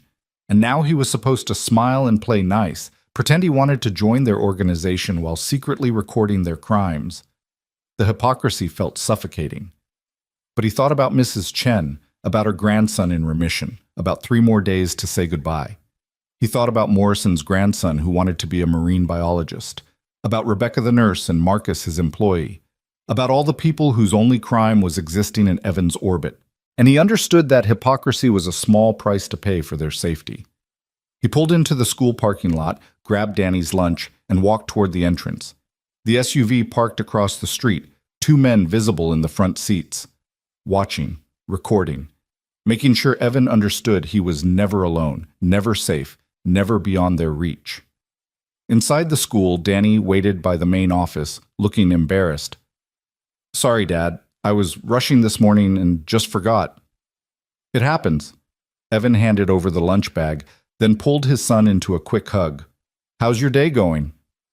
"Pretty good. We're doing a simulation in history class about the Constitutional Convention. I'm playing James Madison." Danny grinned. "Mr. Thompson says I'm a natural at arguing." "Can't imagine where you got that from." Evan kept his voice light, but his eyes kept drifting to the windows, to the street where the SUV waited. "Listen, I need you to do something for me. If you see that black SUV outside, if those men approach you or your friends, I want you to go straight to the office and have them call me. Don't talk to them, don't engage, just get somewhere safe." Danny's smile faded. "Dad, you're scaring me." "I know, and I'm sorry, but I need you to trust me. These people, they're trying to intimidate me, and the best way to do that is through you. So please, just be aware. Be careful." "Okay." Danny looked small suddenly, young, stripped of the confidence that usually surrounded him like armor. Is this going to get better or worse? Evan wanted to lie, wanted to promise that everything would be fine, that the danger would pass and life would return to normal. But Danny deserved honesty. "I don't know yet. I'm working on making it better. But until I do, we have to be smart." "Are you going to get hurt?" The question hung in the air like smoke. Evan thought about the wire he'd be wearing, about the confrontations he'd be walking into, about the very real possibility that he'd pushed too far and would pay the ultimate price. "I'm going to be careful," he said, which wasn't an answer but was all he could offer. Danny nodded slowly, then hugged his father again, this time holding on longer. "I love you, Dad. Please don't do anything stupid." "I love you too, champ. And I'll do my best." Evan walked back to his truck, feeling the weight of those watching eyes from the SUV. He drove back to Manhattan, took 3 unnecessary turns to make sure they knew he'd spotted them, then parked near the DA's office and walked the last 2 blocks. He was 10 minutes early for his 3 o'clock training session, but Sarah was already in the conference room reviewing case files with 2 other prosecutors. "Mr. Hart?" she said formally, acknowledging his presence without warmth. We were just discussing your cover story. Have a seat. The afternoon was a blur of legal terminology and tactical planning. They reviewed the financial documents that made Hart's auto repair look desperate, rehearsed conversations about why Evan had changed his mind about Russo's offer, discussed contingencies if Russo demanded proof of loyalty. One of the prosecutors, a sharp-eyed woman named Chen who specialized in organized crime, asked pointed questions about Evan's psychology, his triggers, his ability to maintain composure under pressure. Mr. Russo will test you, Chen explained. He'll ask you to do things that make you uncomfortable. Small things at first. Deliver a package, collect money from someone behind on payments. If you refuse, he'll know you're not serious. If you comply, you become complicit. How do you plan to handle that? Evan had thought about this during the drive. I handle it by documenting everything and trusting you to protect me from prosecution. I'm not interested in becoming a criminal, but I understand that gathering evidence means getting close to crimes, maybe even participating in minor ways. As long as we're clear about boundaries, I can work within them. The boundaries are fluid, Sarah interjected. We can offer you immunity for certain activities, but that immunity has limits. If you participate in violence, if you help commit serious felonies, we can't protect you. The judge will reject any evidence we gathered, and you'll be prosecuted along with everyone else. So where's the line? The line is violence, Chen said firmly. You can accept money, make deliveries, even collect debts verbally. But the moment you or anyone else gets hurt, the moment weapons are involved, you abort the operation. Hit your panic button and we extract you. It sounded reasonable in theory. In practice, Evan knew that chaos didn't respect boundaries, that situations escalated faster than panic buttons could summon help. But he nodded anyway because what choice did he have? Mrs. Chen was already burned. The threats had already been made. The only path forward was through the fire, not around it. They broke at 6, Sarah dismissing the other prosecutors but asking Evan to stay. When the room was empty, she closed the door and turned to face him with an expression he couldn't quite read. My father kept a journal, she said without preamble. He wrote in it every night after his shift. Mostly routine stuff, calls they responded to, equipment problems, birthday parties at the firehouse. But sometimes he'd write about the people he worked with. About you. Evan's throat tightened. Sarah, I don't think... He thought you were brilliant, intuitive. The kind of firefighter who could read a building like a book, who knew where the weak points were before the fire did. He also thought you were reckless, that you took chances no one else would take because you believed you were invincible. She paused. He was right about both things. Your father was the best man I ever knew. Don't, her voice cracked. Don't talk about him like he's some saint. He was a man, a good man, but just a man. And he died because he followed you into a building that should have been evacuated. He died because you convinced him there was someone inside who needed saving. There were signs, Evan said desperately, needing her to understand even though he knew she never would. Disturbed dust, movement in the windows, all the indicators that someone was trapped inside. The investigation found no evidence of anyone else in that building. No bodies, no signs of habitation, just you and my father and Tommy Breslin, and only one of you walked out. Sarah's eyes were bright with unshed tears. So either you were wrong or you were right, and someone escaped while you were busy watching my father burn. Evan had spent 3 years trying to answer that question, had replayed every second of that night in his mind until the memories became dreams, became nightmares. I don't know, Sit, he admitted. I've never known. And that's the worst part. Not knowing if I sent him in for nothing or if I failed someone who needed help. Well, now you get to prove which one you are. The hero who saves people or the fool who gets them killed? Sarah wiped her eyes angrily. Tomorrow morning, 8 a.m., you call Russo's number and tell him you want to meet. We'll have surveillance in place, audio equipment ready. And Mr. Hart, if you screw this up, if more people die because you think you're invincible, I will personally make sure you spend the rest of your life in a cell. Do you understand? Yes. Good. Now get out. Go home to your son. Because if this goes wrong, he's going to need good memories of his father. Evan left the DA's office feeling like he'd been hollowed out and filled with concrete. The evening air was cold. October sliding into November, the city preparing for winter. He drove home on autopilot, his mind replaying Sarah's words, her father's journal entries, the investigation that had cleared him legally but convicted him morally. Danny was already home when Evan arrived, sprawled on the couch with homework spread across the coffee table like a paper explosion. He looked up when his father entered, and his expression shifted from concentration to concern. "You look terrible," Danny observed. "Long day. How was the rest of school?" "Fine. We won the Constitutional Convention simulation. Turns out I'm good at compromise." Danny set down his pencil. "Did you eat lunch? After you brought mine?" Evan realized he hadn't. The sandwich from the deli was still in his truck, forgotten in the chaos of training and confrontation. "I'll grab something in a minute. Finish your homework." "It's mostly done, just calc problems." Danny hesitated, then said, "The SUV was there again. When you left. They sat there for like 20 minutes after you drove away, just watching the school." Rage and fear warred in Evan's chest. "Did they approach anyone?" "No, just watched. But Dad, it's creepy. Some of the other kids noticed too. Mrs. Patterson almost called the cops, but then they drove away." Evan sat heavily on the couch, suddenly exhausted beyond measure.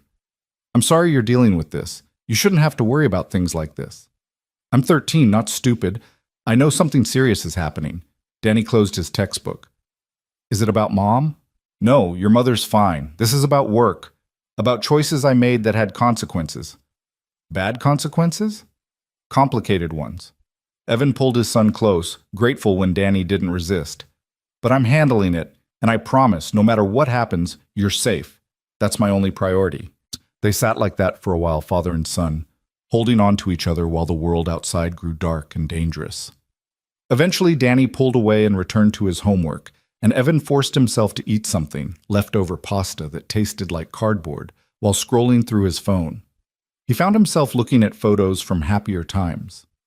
Danny as a baby, back when Evan's marriage was still intact and his career was still meaningful.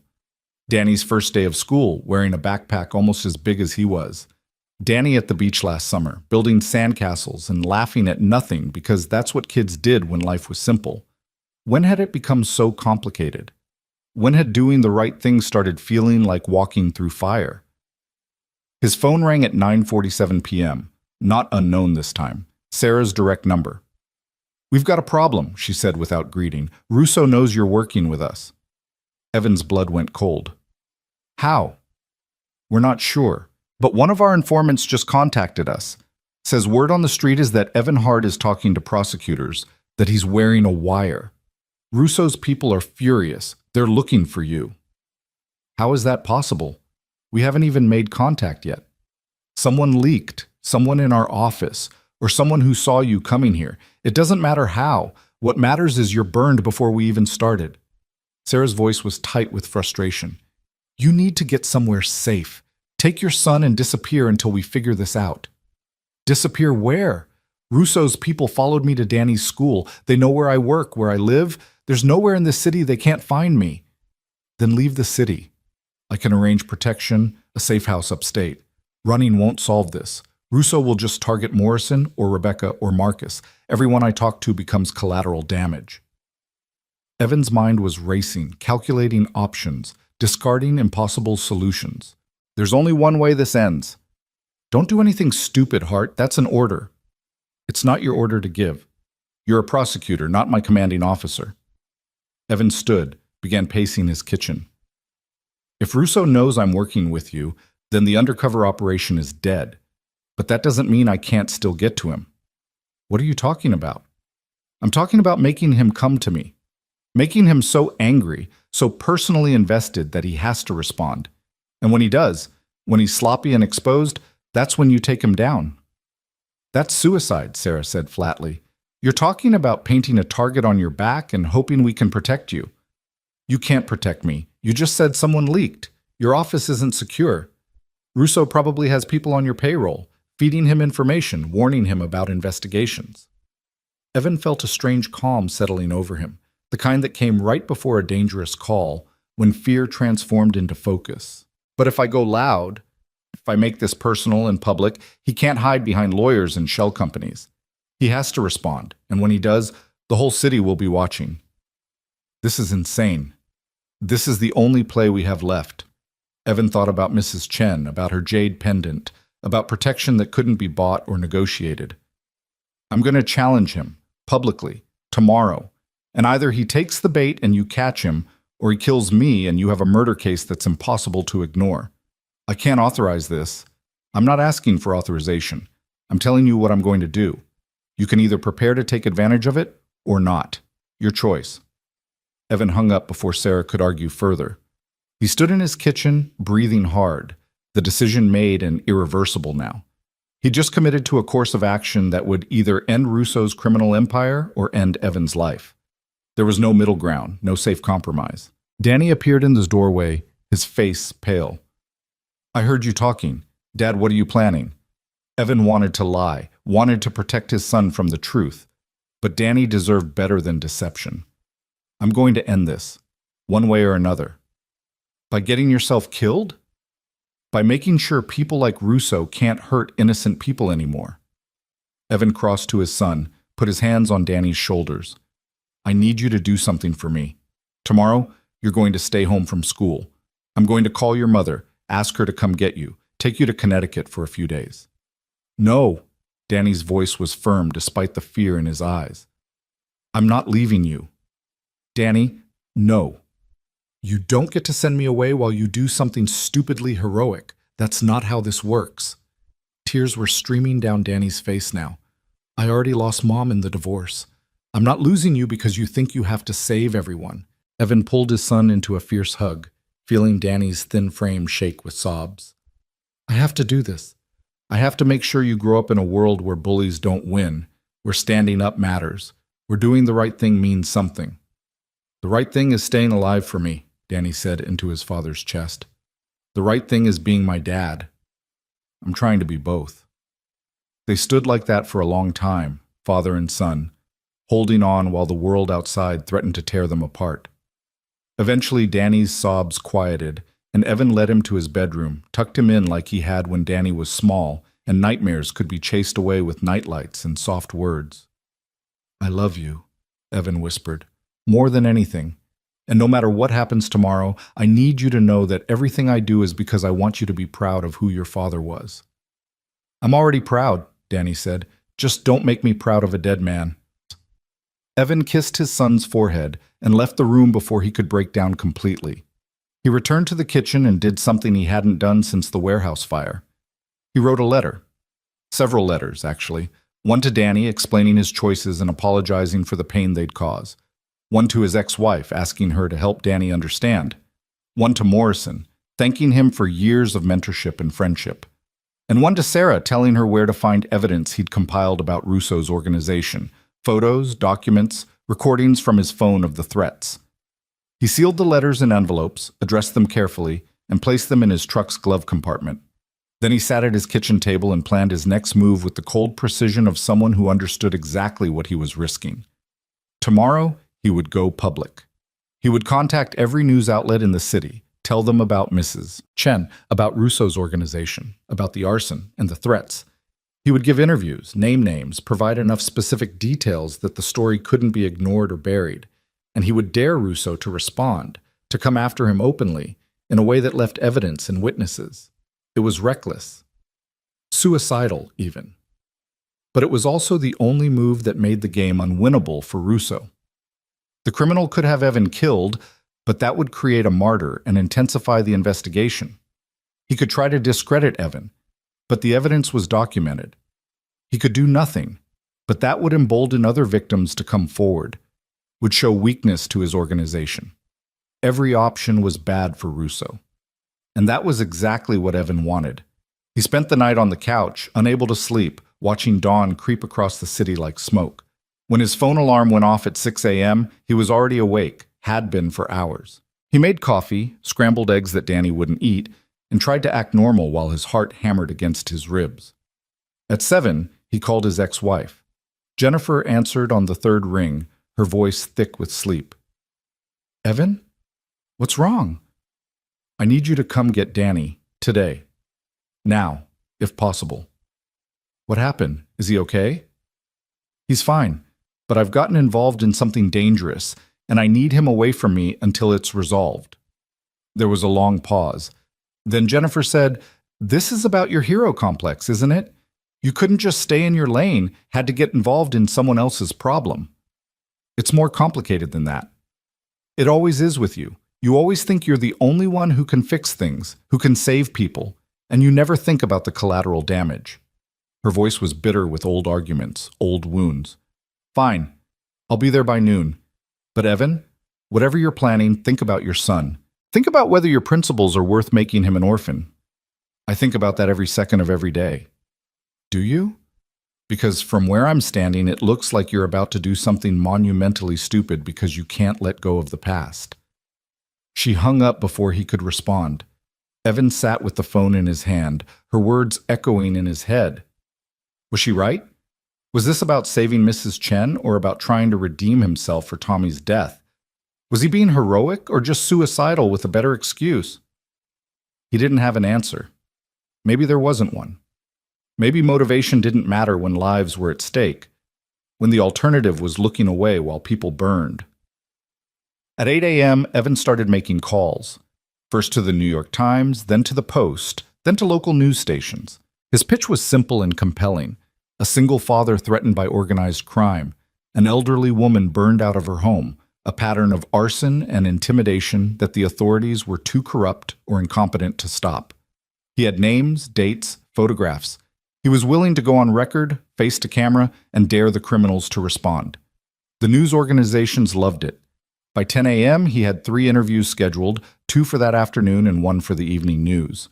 By 11, social media was already buzzing with leaked details, hashtags forming around Mrs. Chen's story, amateur detectives trying to identify the men in photos Evan had posted.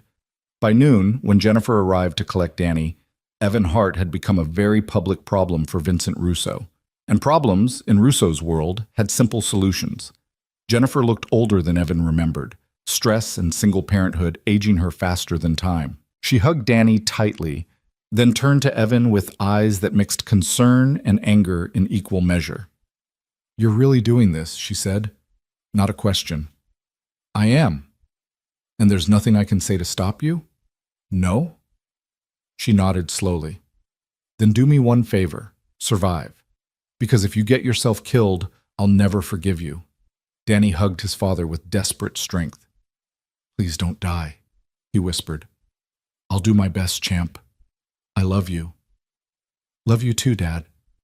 They drove away in Jennifer's sedan, and Evan watched until the taillights disappeared, feeling like he'd just said goodbye for the last time.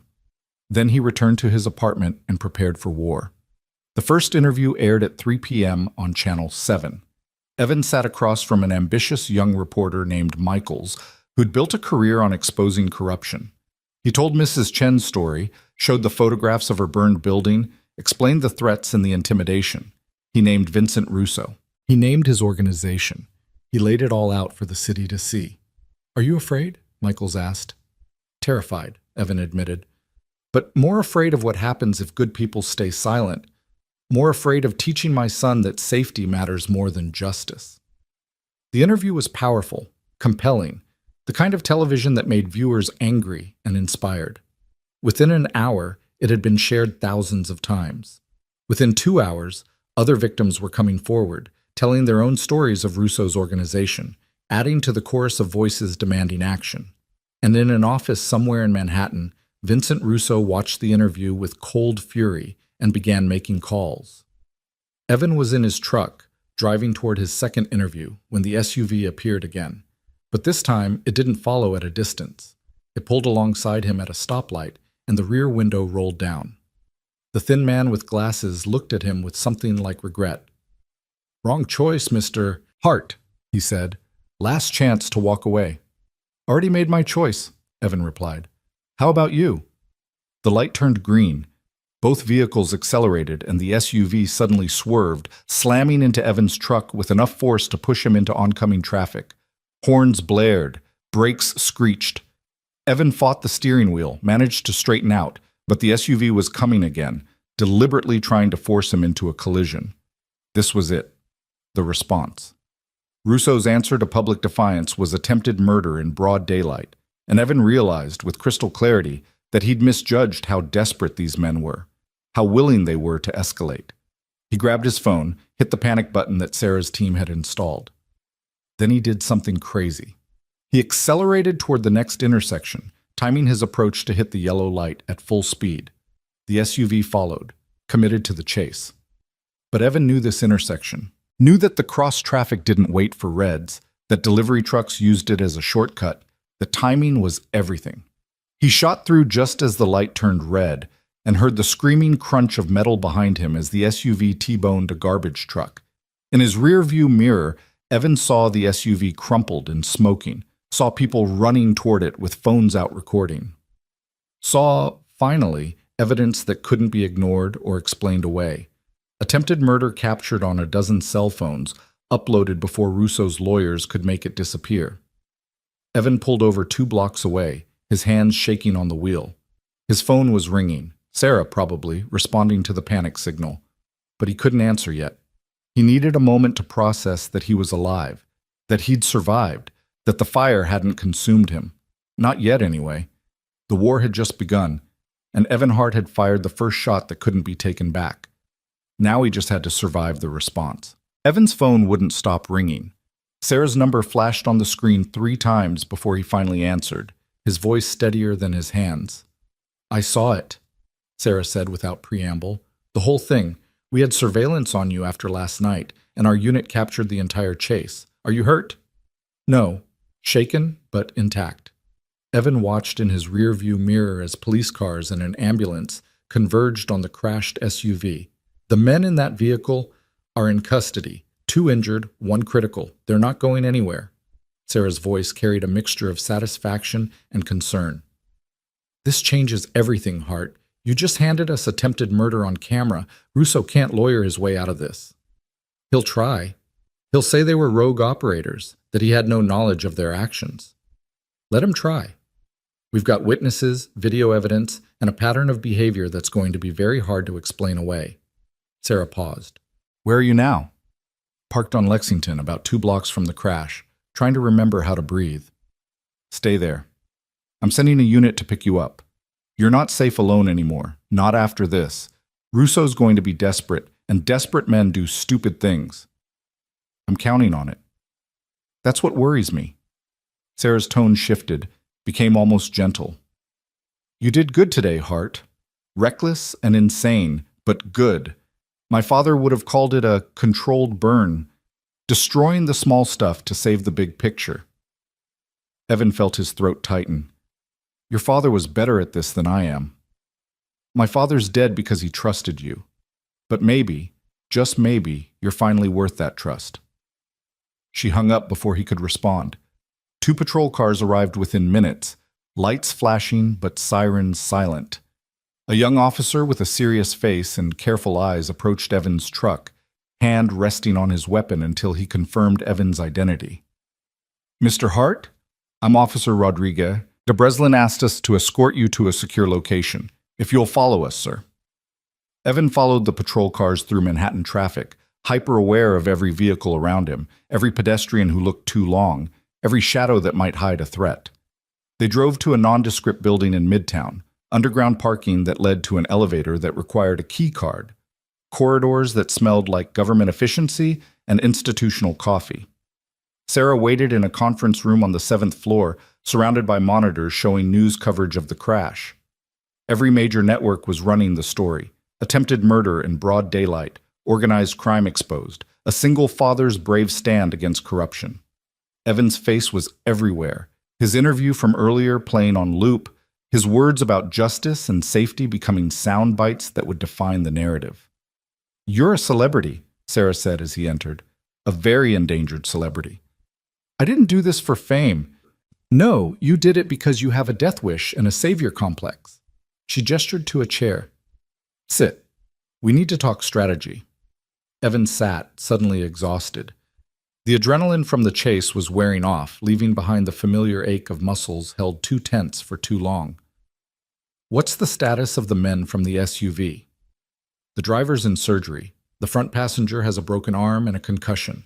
And your friend with the glasses, the thin man, he's mostly fine. And he's talking."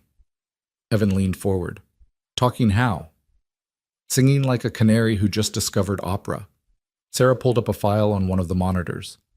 His name is Marcus Chen, no relation to Mrs. Chen, ironically. He's been with Russo's organization for 8 years, handling collections and enforcement, and he's apparently been waiting for a reason to flip, because the moment we offered him a deal, he gave us everything. Why would he flip? Because he's smarter than his colleagues. He knows attempted murder of a public figure, on camera, with dozens of witnesses, is the kind of case that doesn't get buried or negotiated. He's looking at 20 years minimum unless he cooperates. Sarah pulled up a photo of Marcus Chen in an interrogation room, his glasses cracked, his expensive suit torn. He's giving us names, addresses, bank accounts, the entire organizational structure of Russo's operation. And Russo? In the wind. We went to his apartment, his office, his known associates. Nothing. He's gone to ground. Sarah's expression hardened. But he can't hide forever. Not now. Not with this much attention. Every cop in the city is looking for him. Every federal agency with jurisdiction wants a piece of this case. It's only a matter of time. Time for what? For him to regroup, to send someone else after me? Evan stood, began pacing. You're thinking like a prosecutor, Sarah. You're thinking about trials and evidence and justice. But Russo's thinking about survival, and cornered animals are the most dangerous. Which is why you're staying here tonight. We've got secure rooms upstairs, protection detail, everything you need. I need to check on my son. Your son is safe in Connecticut with his mother. I've already arranged for local police to do regular drive-bys of her address. Danny's fine, Hart. You're the one in danger. Evan wanted to argue, wanted to insist he could protect himself, but the crash had stripped away his illusions of invincibility. He'd gotten lucky today. The next attempt might not leave him alive to tell the story. Okay, I'll stay. But I need to call Danny. Let him know I'm all right. Make it quick, and don't tell him where you are. Evan stepped into the hallway and dialed his son's number. Danny answered on the first ring, his voice high with worry. Dad, I saw the news. They said someone tried to kill you. I'm fine, champ. Not even a scratch. Don't lie to me. I'm not a kid. Danny's voice cracked. Mom's freaking out. She keeps saying you're going to get yourself killed, that you're being selfish and stupid. Your mother's not wrong. But you're doing it anyway. I am. Evan leaned against the wall, feeling the weight of every choice that had led to this moment. Danny, I need you to understand something. What I'm doing, it's not about being a hero. It's not about proving anything. It's about making sure that people like Russo can't hurt innocent people anymore. It's about making sure you grow up in a world where standing up actually means something. I don't care about the world, Danny said fiercely. I care about you. I care about having a dad. And I care about being a dad you can be proud of. Not just someone who talks about doing the right thing, but someone who actually does it, even when it's hard. Evan closed his eyes. I know I'm asking a lot. I know this is scary. But I need you to trust that I'm being as careful as I can be. Careful would be running away. Careful would be letting the police handle it. The police can't handle it alone. Sometimes regular people have to stand up. That's what makes a society work. Not just laws and enforcement, but ordinary people refusing to look away. Danny was quiet for a long moment. Then he said, You sound like Grandma. She used to say stuff like that, about responsibility and community and not being a bystander. Your grandmother was the wisest person I ever knew. I wish she was here to tell me I'm being an idiot. She'd probably tell you you're being brave and stupid at the same time. That's what she always said about firefighters. Danny's voice softened. I love you, Dad. Please don't die doing the right thing. I love you too, champ. So much. And I promise, I'm going to do everything I can to come home to you. After they hung up, Evan stood in the hallway for a few minutes, gathering himself. Through a nearby window, he could see the city sprawling below. Millions of lights, millions of lives, all of them interconnected in ways most people never considered. Somewhere out there, Russo was hiding. Somewhere out there, Mrs. Chen was recovering. Somewhere out there, other victims were watching the news and wondering if maybe, finally, someone was fighting back. Sarah appeared at his elbow. You okay? Define okay. Fair point. She handed him a cup of coffee that smelled like it had been sitting on a burner for 3 hours. The evening news is about to start. They're leading with your story. Russo's going to see it. and he's going to have to make a choice, cut his losses and disappear permanently, or come after you one more time. Which do you think he'll choose? Honestly, I think his ego won't let him run. Men like Russo, they're not just criminals, they're empire builders. They've spent decades constructing a reputation, a brand, a myth of untouchability. You just shattered that myth on live television. He can't let that stand. So he'll come for me. He'll try. And when he does, we'll be ready. Sarah's expression was grim. This is the dangerous part, Hart. The part where everything can go wrong very quickly. I need you to stay alert, stay in contact, and for God's sake, don't go anywhere alone. They watched the news together in the conference room, Evan's face filling the screen as the anchor recounted the day's events with breathless drama. The crashed SUV, the police investigation, the mounting evidence against Russo's organization. The story had everything: violence, justice, a regular guy standing up to powerful criminals. It was the kind of narrative that captured public imagination, that made people feel like maybe the system still worked, that maybe one person really could make a difference. Evan felt sick watching it, not because the coverage was wrong, but because it was so simplified. The news made him look heroic, brave, principled. They didn't show the fear that kept him awake at night, the guilt over Tommy's death, the terror that his choices would get Danny hurt. They didn't show the complexity, the doubt, the desperate hope that maybe this time he'd actually save someone instead of getting them killed. "They're making you into a symbol," Sarah observed. "That's going to make it harder for Russo to touch you without massive repercussions, but it's also going to make him more determined to respond. So we wait. We wait." The night crawled by with the agonizing slowness of anticipation. Evan was given a small room on the 8th floor, more like a hotel than a prison cell, with a narrow bed and a window that looked out over the city. He couldn't sleep. Every sound in the hallway made him tense. Every car alarm on the street below made him jump. Around midnight, he gave up trying and returned to the conference room where Sarah was still working, surrounded by files and empty coffee cups. "Can't sleep?" she asked without looking up. "Too wired." "You?" "I don't sleep much these days, not since I took this job." She leaned back in her chair, rubbed her eyes. "You know what I think about? Late at night, when I'm reviewing cases and drinking terrible coffee, I think about my father's funeral, about standing at his grave while hundreds of firefighters in dress uniforms saluted, about my mother's face, how she looked 20 years older in a week, about my sister Emily, who was only 8 at the time, asking when Daddy was coming home." Evan felt like he'd been punched. "Sarah, I'm not telling you this to hurt you. I'm telling you because you need to understand what's at stake, what you're risking." She met his eyes. "My father died doing what he thought was right. And maybe it was. Maybe that fire, that rescue attempt, maybe it mattered in ways we'll never know. But it destroyed my family. We survived, but we were never whole again. So when you talk about doing the right thing, about standing up and fighting back, I need you to remember that your choices don't just affect you. They ripple out, touch everyone who loves you, change lives in ways you can't predict or control." "I know." "Do you? Because from where I'm sitting, it looks like you're making all the same mistakes my father made, the same ones that got him killed." Evan wanted to argue, wanted to defend himself, but the words wouldn't come. She was right. He was Tommy's death all over again. The same stubborn certainty, the same unwillingness to back down, the same belief that he could control outcomes through sheer force of will. "What do you want me to do?" he asked quietly. "Walk away?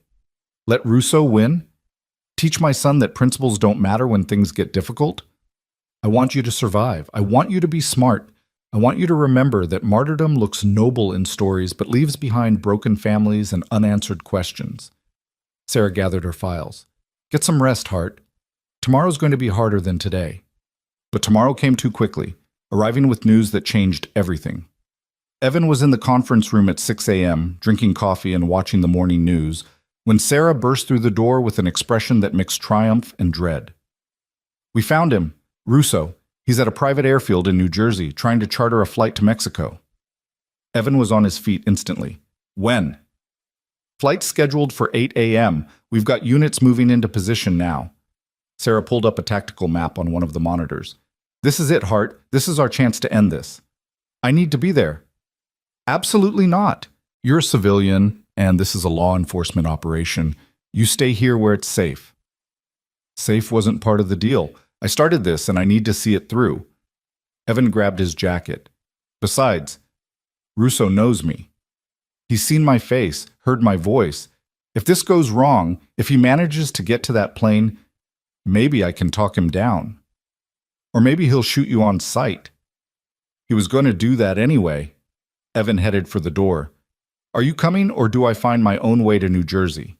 Sarah stared at him for a long moment, and Evan could see her father in her expression, the same weighing of risks, the same calculation of costs. Finally, she grabbed her own jacket. You stay behind me at all times.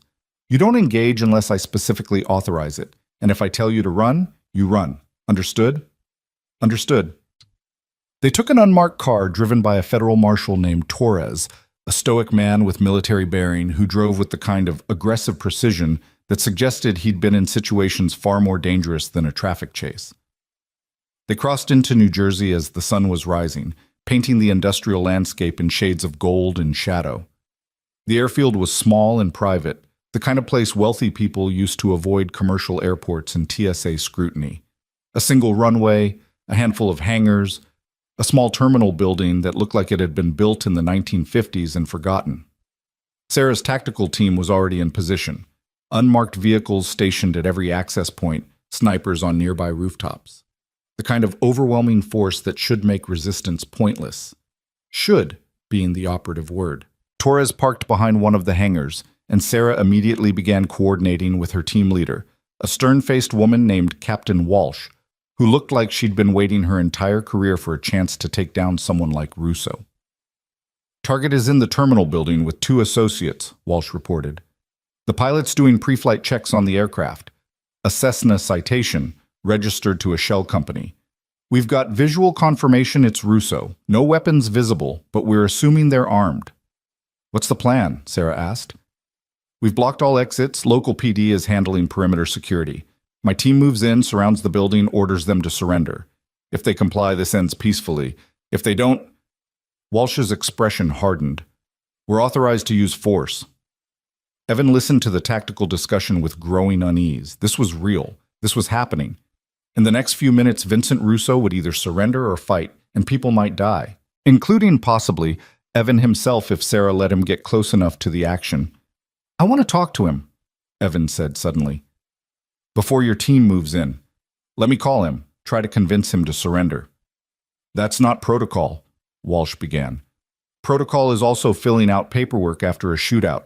Protocol is explaining to the media why a tactical operation went loud in a civilian area. Evan pulled out his phone. Give me 5 minutes. Let me try to end this without violence. Walsh looked at Sarah, who hesitated, then nodded slowly. 5 minutes. But the moment he sounds like he's escalating, we go in. Evan dialed the number Russo had called from days ago, his heart hammering. It rang 4 times before a familiar, smooth voice answered. Mr. Hart, I have to admit I'm impressed. You've caused me more trouble than anyone has in years. It's over, Russo. The airfield is surrounded. You're not getting on that plane. And yet here I am, doing exactly that. Funny how determination can overcome obstacles. Russo's voice carried amusement rather than fear. Tell me, Mr. Hart, how does it feel to be responsible for all this? Mrs. Chen's building, your little car chase yesterday, the media circus, all of it because you couldn't mind your own business. Mrs. Chen's building burned because you're a criminal who hurts innocent people. The car chase happened because you sent thugs to kill me. The media circus is because people are tired of men like you thinking you're above the law. Evan kept his voice steady. But it doesn't have to end in violence. You surrender now, you get your day in court. You get to tell your side of the story. My side of the story? Russo laughed, a sound like breaking glass. My side is that I built an empire from nothing. My side is that I provided services people needed when legitimate banks turned them away. My side is that I'm the reason half the businesses in Chinatown exist, because I gave people capital when no one else would. At what interest rate? 20%? 50%? With what collateral? Their homes, their stores, their lives? Business is business, Mr. Hart. I don't make people borrow from me. They come willingly, and they know the terms. Did Mrs. Chen know the terms included burning down her building? Did she know that failing to pay meant attempted murder? Russo's voice hardened. Mrs. Chen knew exactly what she was signing. She's not some innocent victim. She's a businesswoman who made bad choices and couldn't accept the consequences. Just like you, Mr. Hart. Just like your partner Tommy, who followed you into that warehouse because he couldn't accept that some people aren't worth saving. Rage flooded through Evan, hot and blinding. You don't get to talk about Tommy. Why not? I did my research on you. The failed firefighter with PTSD and survivor's guilt, the divorced single father working a dead-end job, the man who thinks being a hero will somehow make up for getting his partner killed. Russo's voice was mocking now. You're not fighting me, Mr. Hart. You're fighting yourself, and that's a battle you can't win. Evan forced himself to breathe, to think through the anger. Russo was trying to provoke him, trying to make him emotional and irrational. Classic manipulation. Maybe you're right. Maybe I am fighting myself. But that doesn't change the fact that you're surrounded by federal agents with very specific orders. You can surrender or you can die. There's no third option. There's always a third option. Russo paused. Tell me, have you checked on your son lately? Evan's blood turned to ice. What? Danny, right? 13 years old, staying with his mother in Connecticut. Nice kid, smart. Would be a shame if something happened to him. Sarah was gesturing frantically, signaling Walsh to move in immediately, but Evan couldn't process anything except the threat to his son. If you touch him, I won't have to. See, I have people everywhere, Mr. Hart. People you've never seen, never suspected. People who are very good at their jobs. And if I don't make a phone call in the next 10 minutes, those people are going to visit your son. Nothing violent, nothing traceable. Just a message. A reminder that actions have consequences. You're lying. Am I? Are you willing to bet your son's life on that? Russo's voice was soft now, almost gentle. Here's my third option, Mr. Hart. You tell your prosecutor friend to stand down. Let me get on my plane, let me leave. And I promise, on whatever honor I have left, that your son stays safe. Your friends stay safe. Everyone gets to go home. Sarah was shaking her head violently, mouthing, no, no, no. Walsh was coordinating with her team, preparing to breach the terminal. Torres had his weapon drawn, ready for whatever came next. And Evan stood there, phone pressed to his ear, faced with an impossible choice. Let Russo escape and betray everything he'd fought for, or risk Danny's life on the assumption that Russo was bluffing. 10 seconds, Mr. Hart. Then I make my call. Evan thought about his son's face, about Danny's blue eyes and easy smile, about 13 years of memories and dreams and possibilities. He thought about Mrs. Chen in her hospital bed, about Morrison and Rebecca and Marcus, about all the people who would suffer if Russo escaped. He thought about Tommy dying in that ICU, about promises made and broken, about the difference between being a good father and being a good man. And he realized there was no choice. There never had been. Because if he let Russo threaten Danny and got away with it, then every other criminal would know that Evan Hart's principles had a price, that his courage extended only as far as his son's safety, that he could be controlled, manipulated, broken. No, Evan said quietly. What? I said no, you don't get to threaten my son. You don't get to use fear as a weapon anymore. You're surrounded. You're finished. And if you have people watching Danny, they're about to be arrested by the Connecticut State Police that Sarah is calling right now. Evan's voice strengthened. Your third option doesn't exist, Russo. There's just surrender or die. Make your choice. For 3 heartbeats, there was silence on the line. Then Russo said, Wrong answer, Mr. Hart. You just killed your son. The line went dead. Evan's world narrowed to a single point of terror. He turned to Sarah, saw her already on her phone with Connecticut authorities coordinating protection for Danny. Walsh was shouting orders, her team moving toward the terminal in tactical formation. Everything was happening too fast and too slow simultaneously, time distorting under the weight of fear. Danny, Evan started, is safe, Sarah cut in, listening to her phone. Connecticut PD is at your ex-wife's house right now. Nobody's there except them. No threats. No suspicious vehicles. Russo was bluffing. You don't know that. He said he has people. He was manipulating you, playing on your fear. It's what men like him do when they're cornered. Sarah grabbed his arm. Danny is safe, but we need to end this now, before Russo tries something else. Walsh's team reached the terminal entrance. Through binoculars, Evan could see movement inside, shadows passing in front of windows, the shape of men preparing for something. Then the terminal door opened and Russo walked out, hands raised, flanked by his two associates. For a moment, Evan thought it was over, thought Russo had accepted defeat, had chosen surrender over suicide. The tactical team was moving in, weapons trained, voices shouting commands to get on the ground, to show hands, to comply or die. But something was wrong. Russo was smiling, that same smooth, confident smile that said he knew something everyone else didn't. And then Evan saw it, the detonator in Russo's raised hand, thumb hovering over the button. "Stand down," Russo called out. "Stand down or I blow this entire airfield to hell. I've got explosives in the terminal, in the hangars, enough C4 to level this entire location. Everyone dies, or you let me get on that plane."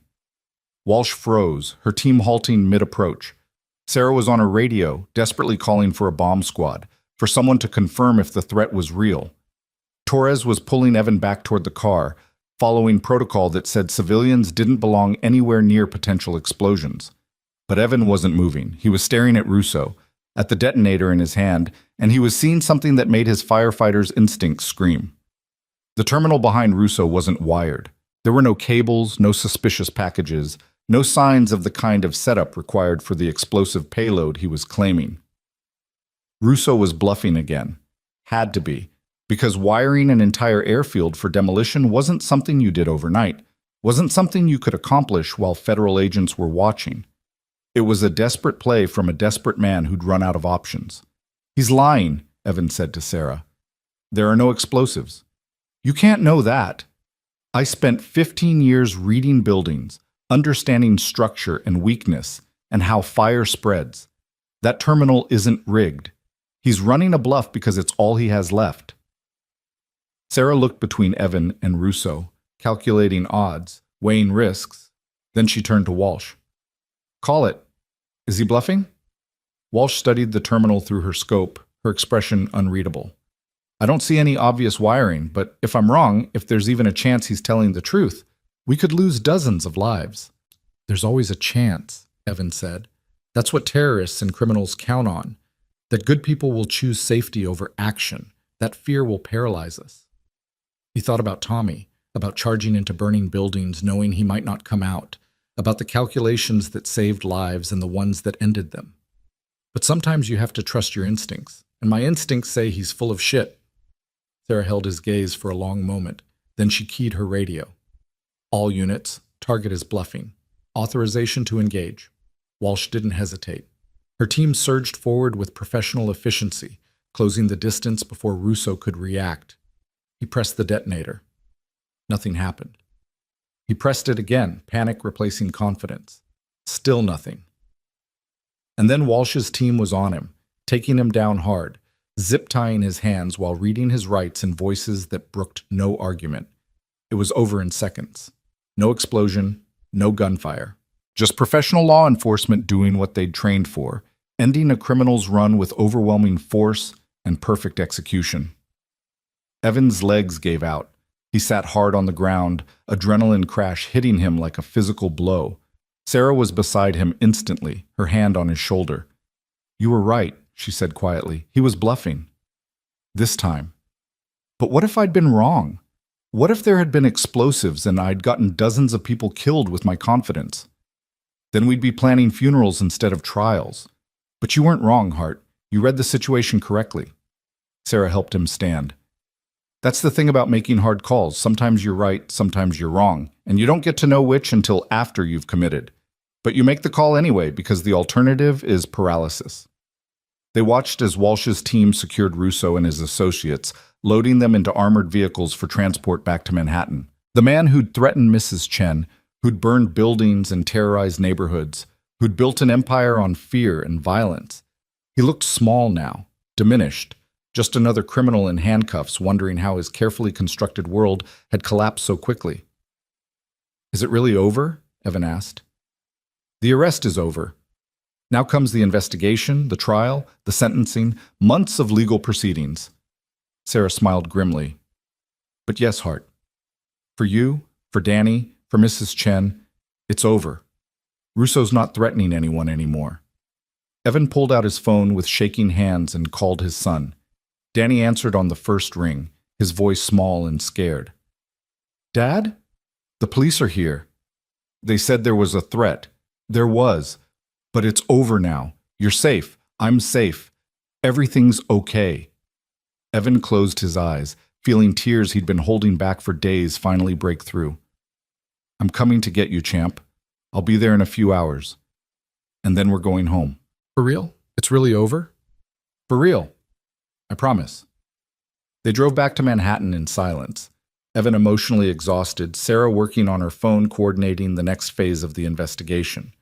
Torres maintained his professional stoicism, but even he seemed relieved that the operation had ended without casualties. As they crossed back into the city, Sarah said, You know what the ironic part is? Marcus Chen, the thin man from the SUV, he's been cooperating all night, giving us details about Russo's operation that we never would have found otherwise. Turns out his father owned a restaurant in Chinatown, and Russo bankrupted him with predatory lending. Marcus joined the organization to survive, but he's been looking for a way out for years. So my interference gave him an excuse to flip, gave him a chance at redemption. Sarah looked at Evan. You started a chain reaction, Hart. Mrs. Chen's story inspired other victims to come forward. The car chase gave us evidence we needed. Your testimony will help us prosecute dozens of cases. You did what you set out to do. You made people care, and you stopped a predator. At what cost? That's not for me to judge. But I'll say this. My father died believing he was saving someone. You proved that belief wasn't wasted. You showed that sometimes charging into the fire is the only way to put it out. Sarah paused. He'd be proud of you. Angry, worried, but proud. Evan didn't trust himself to respond. They drove the rest of the way in silence, and when they reached the federal building, Sarah walked him to his truck. What happens now? Evan asked. Now you go get your son. You take him home. You return to your normal life. Sarah handed him a business card. But if you need anything, therapy referrals, witness protection, help with legal fees, you call me. You earned that much. Thank you for everything. Thank me by surviving, by being there for Danny, by showing him that doing the right thing, even when it's hard, is worth it. Sarah turned to leave, then looked back. And Hart, take some time to deal with Tommy. Go visit his daughters. Let them see that you're not the villain you've convinced yourself you are. Give everyone a chance to heal. She walked away before he could respond, disappearing into the building where she'd spend the next months building a case that would put Russo away for life. Evan stood alone in the parking garage, feeling the weight of the past days settling onto his shoulders like smoke. His phone buzzed with a text from Morrison. Saw the news, you crazy bastard. Well done. Then one from Rebecca, the nurse. Mrs. Chen is awake and asking about you. Says she wants to see her guardian angel. And finally one from Danny. Hurry home, Dad. I miss you. Evan climbed into his truck and drove north toward Connecticut, toward his son, toward the life he'd risked and somehow managed to keep. The late afternoon sun painted the highway in shades of gold, and for the first time in 3 years, Evan felt like he could breathe without smoke filling his lungs. He'd walked into the fire and come out the other side. Not unscathed, he'd never be that again, but alive. Whole enough to keep going, strong enough to face whatever came next. And as he drove, Mrs. Chen's jade pendant swung gently from his rearview mirror, catching the light like a promise that protection wasn't about preventing all harm, but about having the courage to face it anyway. The drive to Connecticut felt longer than it should have, every mile weighted with the accumulated exhaustion of the past week. Evan's hands were steady on the wheel now, but his mind kept replaying moments, the crash, Russo's voice on the phone threatening Danny, the detonator that had turned out to be nothing but a desperate man's final bluff. He'd been right to trust his instincts, but the margin between right and catastrophically wrong had been razor thin. Jennifer's house appeared as the sun was setting, a modest colonial in a neighborhood where people mowed their lawns on Saturdays and knew their neighbors' names. It was the kind of place Evan had thought they'd raise Danny together, back when marriage seemed permanent and the future felt predictable. Now it was just the place where his ex-wife had rebuilt a life that didn't include him. Danny was sitting on the front steps before Evan even parked, and the moment the truck stopped, his son was running toward him. Evan barely had time to open the door before Danny crashed into him, arms wrapping around his father with desperate strength. "You're okay," Danny said into Evan's chest, his voice muffled and thick with emotion. "You're actually okay." "I promised I would be." Evan held his son, feeling the tension of the past days finally beginning to release. "I'm sorry I scared you, champ. I'm sorry for all of it. Don't apologize for doing the right thing." Danny pulled back and Evan saw that his son had been crying, his eyes red and swollen. "Mom's been watching the news nonstop. She keeps saying you could have died, that you were being reckless. But I told her you were being brave. There's a difference." Jennifer appeared in the doorway, backlit by the warm glow of her living room. She looked tired and angry and relieved all at once. Her arms crossed over her chest in the defensive posture Evan remembered from their worst fights. "Evan," she said, his name carrying 1,000 conversations they'd never quite finished. "You look like hell." "Yeah, I've been told that a lot lately." He released Danny but kept one hand on his son's shoulder, needing the physical connection. "Thank you for keeping him safe, for dealing with all this." "I didn't have much choice, did I? You made decisions that affected all of us without asking what we wanted." Jennifer came down the steps, and Evan could see the fear beneath her anger. "Do you have any idea what it's been like, watching the news, seeing you on every channel, wondering if the next story would be about your funeral?"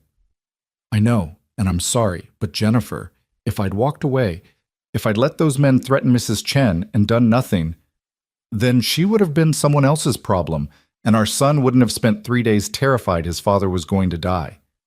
Jennifer's voice cracked. "I'm not saying what you did was wrong. I'm saying it was selfish. You have a child who needs you, Evan, a child who's already lost too much." "Mom," Danny interjected, "Dad stopped bad people. He saved Mrs. Chen. I know what he did, Danny. I've been watching it play out on CNN." Jennifer looked at Evan, and he saw the woman he'd fallen in love with 16 years ago, the one who'd believed in him before the job changed him, before trauma and distance had eroded what they'd built. "I'm angry because I'm scared. I'm scared that one day you're going to take one risk too many, and Danny's going to be the one paying the price." "That's why I'm here," Evan said quietly. "To take him home. To show him that I can fight and survive, that doing the right thing doesn't always end in tragedy. This time. But what about next time? What about the next person who needs saving, the next fire you can't resist running into?" Jennifer shook her head. "You can't save everyone, Evan, and trying to is going to destroy you." "Maybe, but I'd rather be destroyed trying than intact from never caring." Evan met her eyes. "I know I wasn't a good husband. I know the job consumed me, that I brought the darkness home, that I chose strangers over my family too many times. But I'm trying to be a good father. I'm trying to show Danny that principles matter, that standing up costs something, but the alternative costs more." Jennifer was quiet for a long moment, and Evan could see her weighing his words against years of resentment and disappointment. Finally, she said, "Just bring him back in one piece.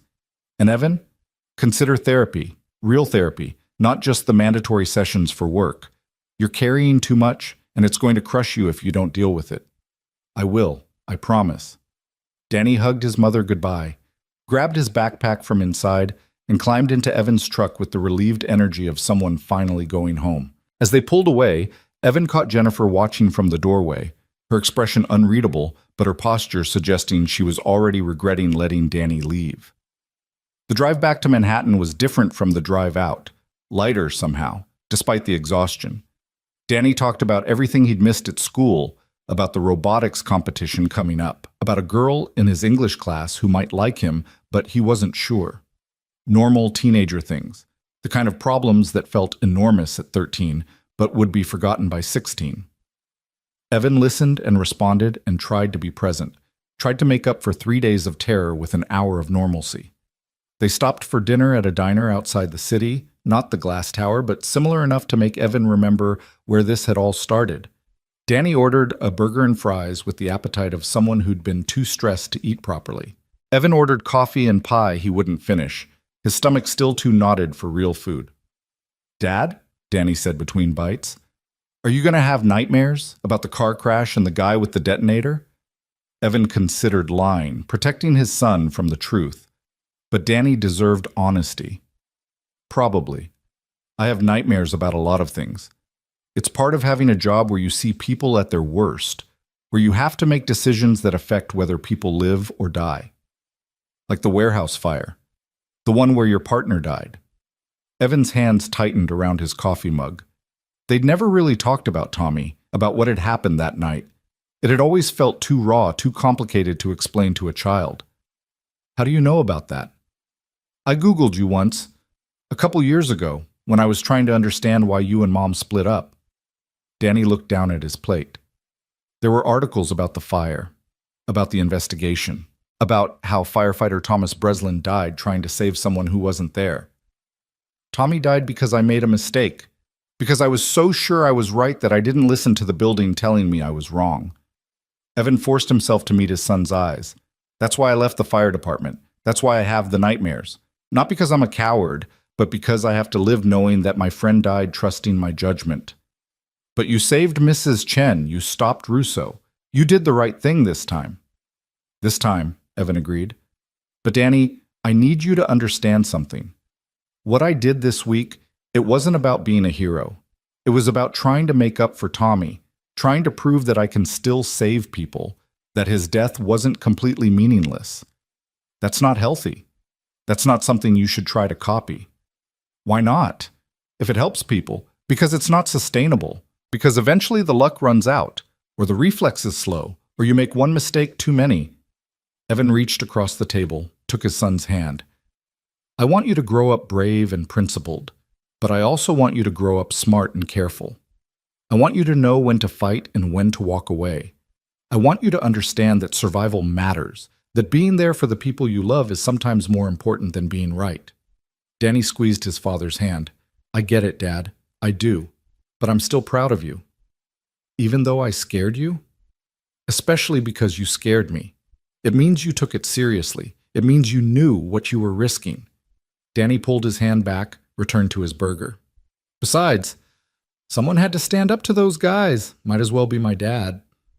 They finished dinner and drove the last stretch into Manhattan, the city lights welcoming them home like a familiar embrace. Their apartment building looked exactly the same as when they'd left, which somehow surprised Evan. The world felt fundamentally changed by the events of the past week, but the laundry room in the basement still had the same broken dryer, the lobby still smelled like Mrs. Rodriguez's cooking from 3B, the elevator still made that concerning grinding noise between the 4th and 5th floors. Danny went to bed early, exhausted by days of stress and the comfort of finally being home. Evan stood in his son's doorway for a while, watching Danny sleep, grateful beyond measure that this particular fire hadn't consumed everything he loved. Then he sat at his kitchen table and made a list. Not of things to do, but of things to face. Tommy's daughters, Sarah and Emily Breslin, were at the top. He needed to see them, needed to acknowledge the cowardice of his 3-year absence. Below that, Mrs. Chen, who deserved to know that her faith in him hadn't been misplaced. Morrison, who'd risked his reputation to help. Rebecca, Marcus, everyone who'd been threatened because of their proximity to Evan's choices. He fell asleep on the couch around midnight, his phone buzzing with messages from reporters requesting interviews and strangers thanking him for standing up to Russo. He ignored them all. The story would fade eventually, replaced by newer tragedies and more immediate heroes. That was fine. Evan had never wanted fame, just the ability to look at himself in the mirror without seeing Tommy's face burning in the reflection. Morning came with autumn sunlight and the smell of coffee that Danny had learned to make sometime when Evan wasn't paying attention. His son appeared in his school uniform, backpack slung over one shoulder, looking nervous and determined. "I'm going back to school today," Danny announced. "I've already missed 3 days, and Mr. Johnson says if I miss the robotics meeting today, they'll have to replace me on the team." "Are you sure? You could take another day if you need it." "I need normal, Dad. I need to go back to being a regular kid whose biggest problem is calc homework, not whether his father is going to survive the week." Danny poured orange juice with the confidence of someone who'd made a decision and wouldn't be swayed. Besides, if I stay home, I'll just worry about you doing something else dangerous. Evan couldn't argue with that logic. He drove Danny to school, watching with a mixture of pride and anxiety as his son walked through the entrance surrounded by friends who probably saw him as the kid whose dad had been on the news. Danny would handle it. He was stronger than Evan at that age, more resilient, better at balancing principle with pragmatism. After dropping Danny off, Evan drove to Metropolitan General Hospital. He'd called ahead, and Sarah Goldstein had confirmed that Mrs. Chen was recovering well, that her doctors were optimistic about her long-term prognosis. The burns would scar, the smoke damage to her lungs would require ongoing treatment, but she would survive. That was something. Mrs. Chen's room was on the 4th floor, overlooking a courtyard where patients in wheelchairs sat in the weak autumn sun. She was awake when Evan knocked, her small frame almost lost in the hospital bed, but her eyes were alert and bright when they found him. "Mr. Hart," she said, her voice rough from smoke damage but carrying unmistakable warmth. "My guardian angel." "I'm no angel, Mrs. Chen. Just someone who couldn't look away." "Is same thing. Angel is just person who help when others don't." She gestured to a chair beside her bed. "Sit, sit. Tell me, the bad men, they caught?" "They're caught. Russo's in custody. His organization is being dismantled. You're safe now. Everyone's safe." Tears filled Mrs. Chen's eyes. "My store, though. My home. All gone." "I know. And I'm so sorry. If I hadn't gotten involved, if I'd—" "No." She reached out with a bandaged hand, found his wrist. "You're not sorry for saving me.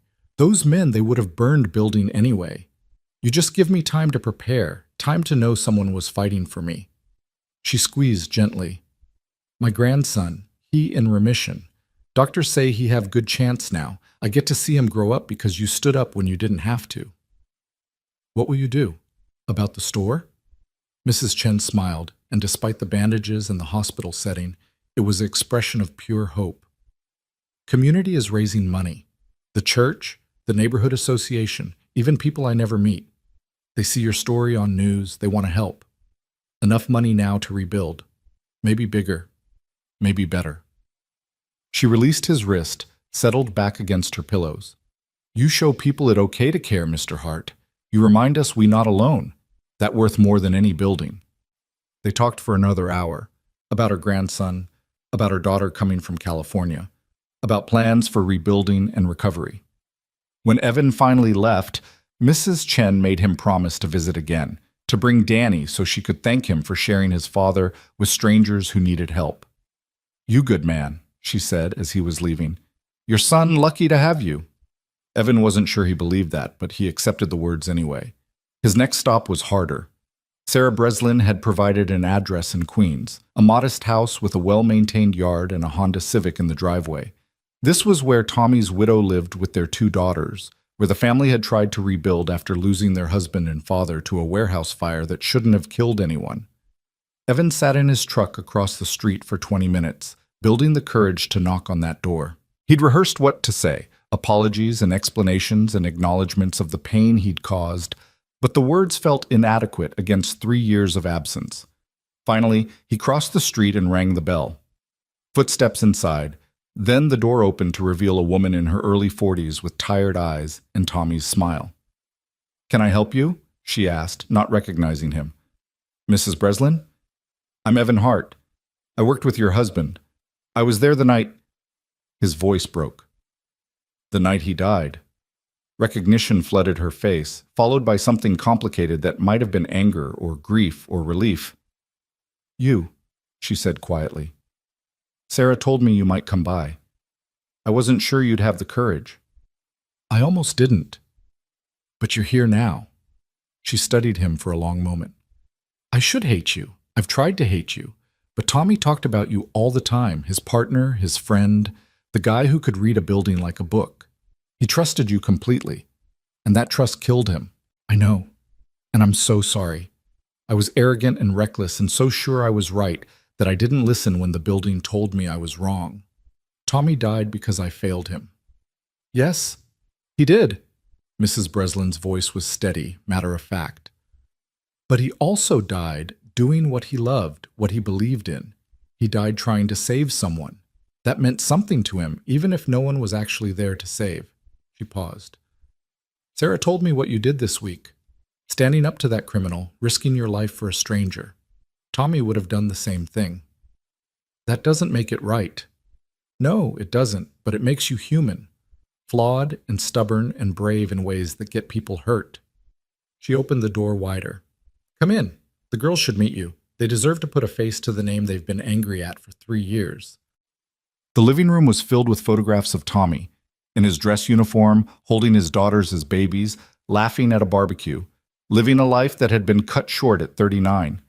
Sarah was there, older than in the pictures, but unmistakably Tommy's daughter. And beside her sat Emily, now 11, with her father's red hair and her mother's cautious eyes. Girls, Mrs. Breslin said, this is Evan Hart, your father's partner. Sarah stood immediately, her prosecutor's instincts making her defensive. What are you doing here? Facing what I should have faced 3 years ago, apologizing for not being at the funeral, for disappearing, for being a coward when you needed someone to be strong. Evan looked at Emily, who was watching him with an expression too old for her age. Your father was the best man I ever knew. He was brave and kind and always knew the right thing to say. And he died because I made a mistake. I'm so sorry. Emily stood and walked over to him, this small girl who'd lost her father too young, and Evan braced himself for anger or tears. Instead, she said, My dad told me something once. He said that being a firefighter meant sometimes you had to make choices where every option was bad, and you just had to pick the one that felt least wrong. Was that what happened? At the warehouse? Evan knelt so he was at eye level with her. Yes, I thought someone was inside. All the signs pointed to it, and I had to choose between walking away when someone might need us or going in when it might be dangerous. I chose wrong. But you didn't know it was wrong until after, Emily said. That's not the same as being bad. That's just being human. Out of the mouths of children came wisdom that adults spent lifetimes trying to learn. Your father would be so proud of you, Evan said, his voice thick. Both of you. They talked for hours about Tommy, about the job, about the impossible choices that came with trying to save people in a world that fought back. Mrs. Breslin told stories about her husband that made everyone laugh and cry. Sarah talked about becoming a prosecutor to honor his memory, to fight for justice the way he'd fought fires. Emily showed Evan her science project, explained her dream of becoming a doctor so she could save people without risk of burning buildings. When Evan finally left, as the sun was setting and the sky turned the color of smoke and fire, Mrs. Breslin walked him to the door. This doesn't erase anything, she said. You still made a mistake. Tommy still died. But I can see now that you've been dying too, just slower. Maybe it's time we both stop drowning in what happened and start living with it instead. I don't know how. Neither do I, but I think we figure it out by showing up day after day, trying to do better. She squeezed his arm. Sarah was right about you. You're worth the trust Tommy gave you. You just need to believe it yourself.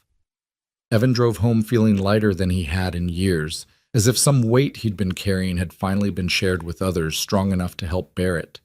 The city lights were coming on, millions of windows glowing against the darkness, each one a life being lived, a story unfolding, a small drama of joy or pain, or the mundane miracle of ordinary existence. His phone rang. Sarah Breslin, the prosecutor, not the daughter. Hart, we've got a problem. Evan's stomach dropped. What now? Russo made bail. How is that possible? He's a flight risk. He tried to kill me. He's got the best lawyers money can buy.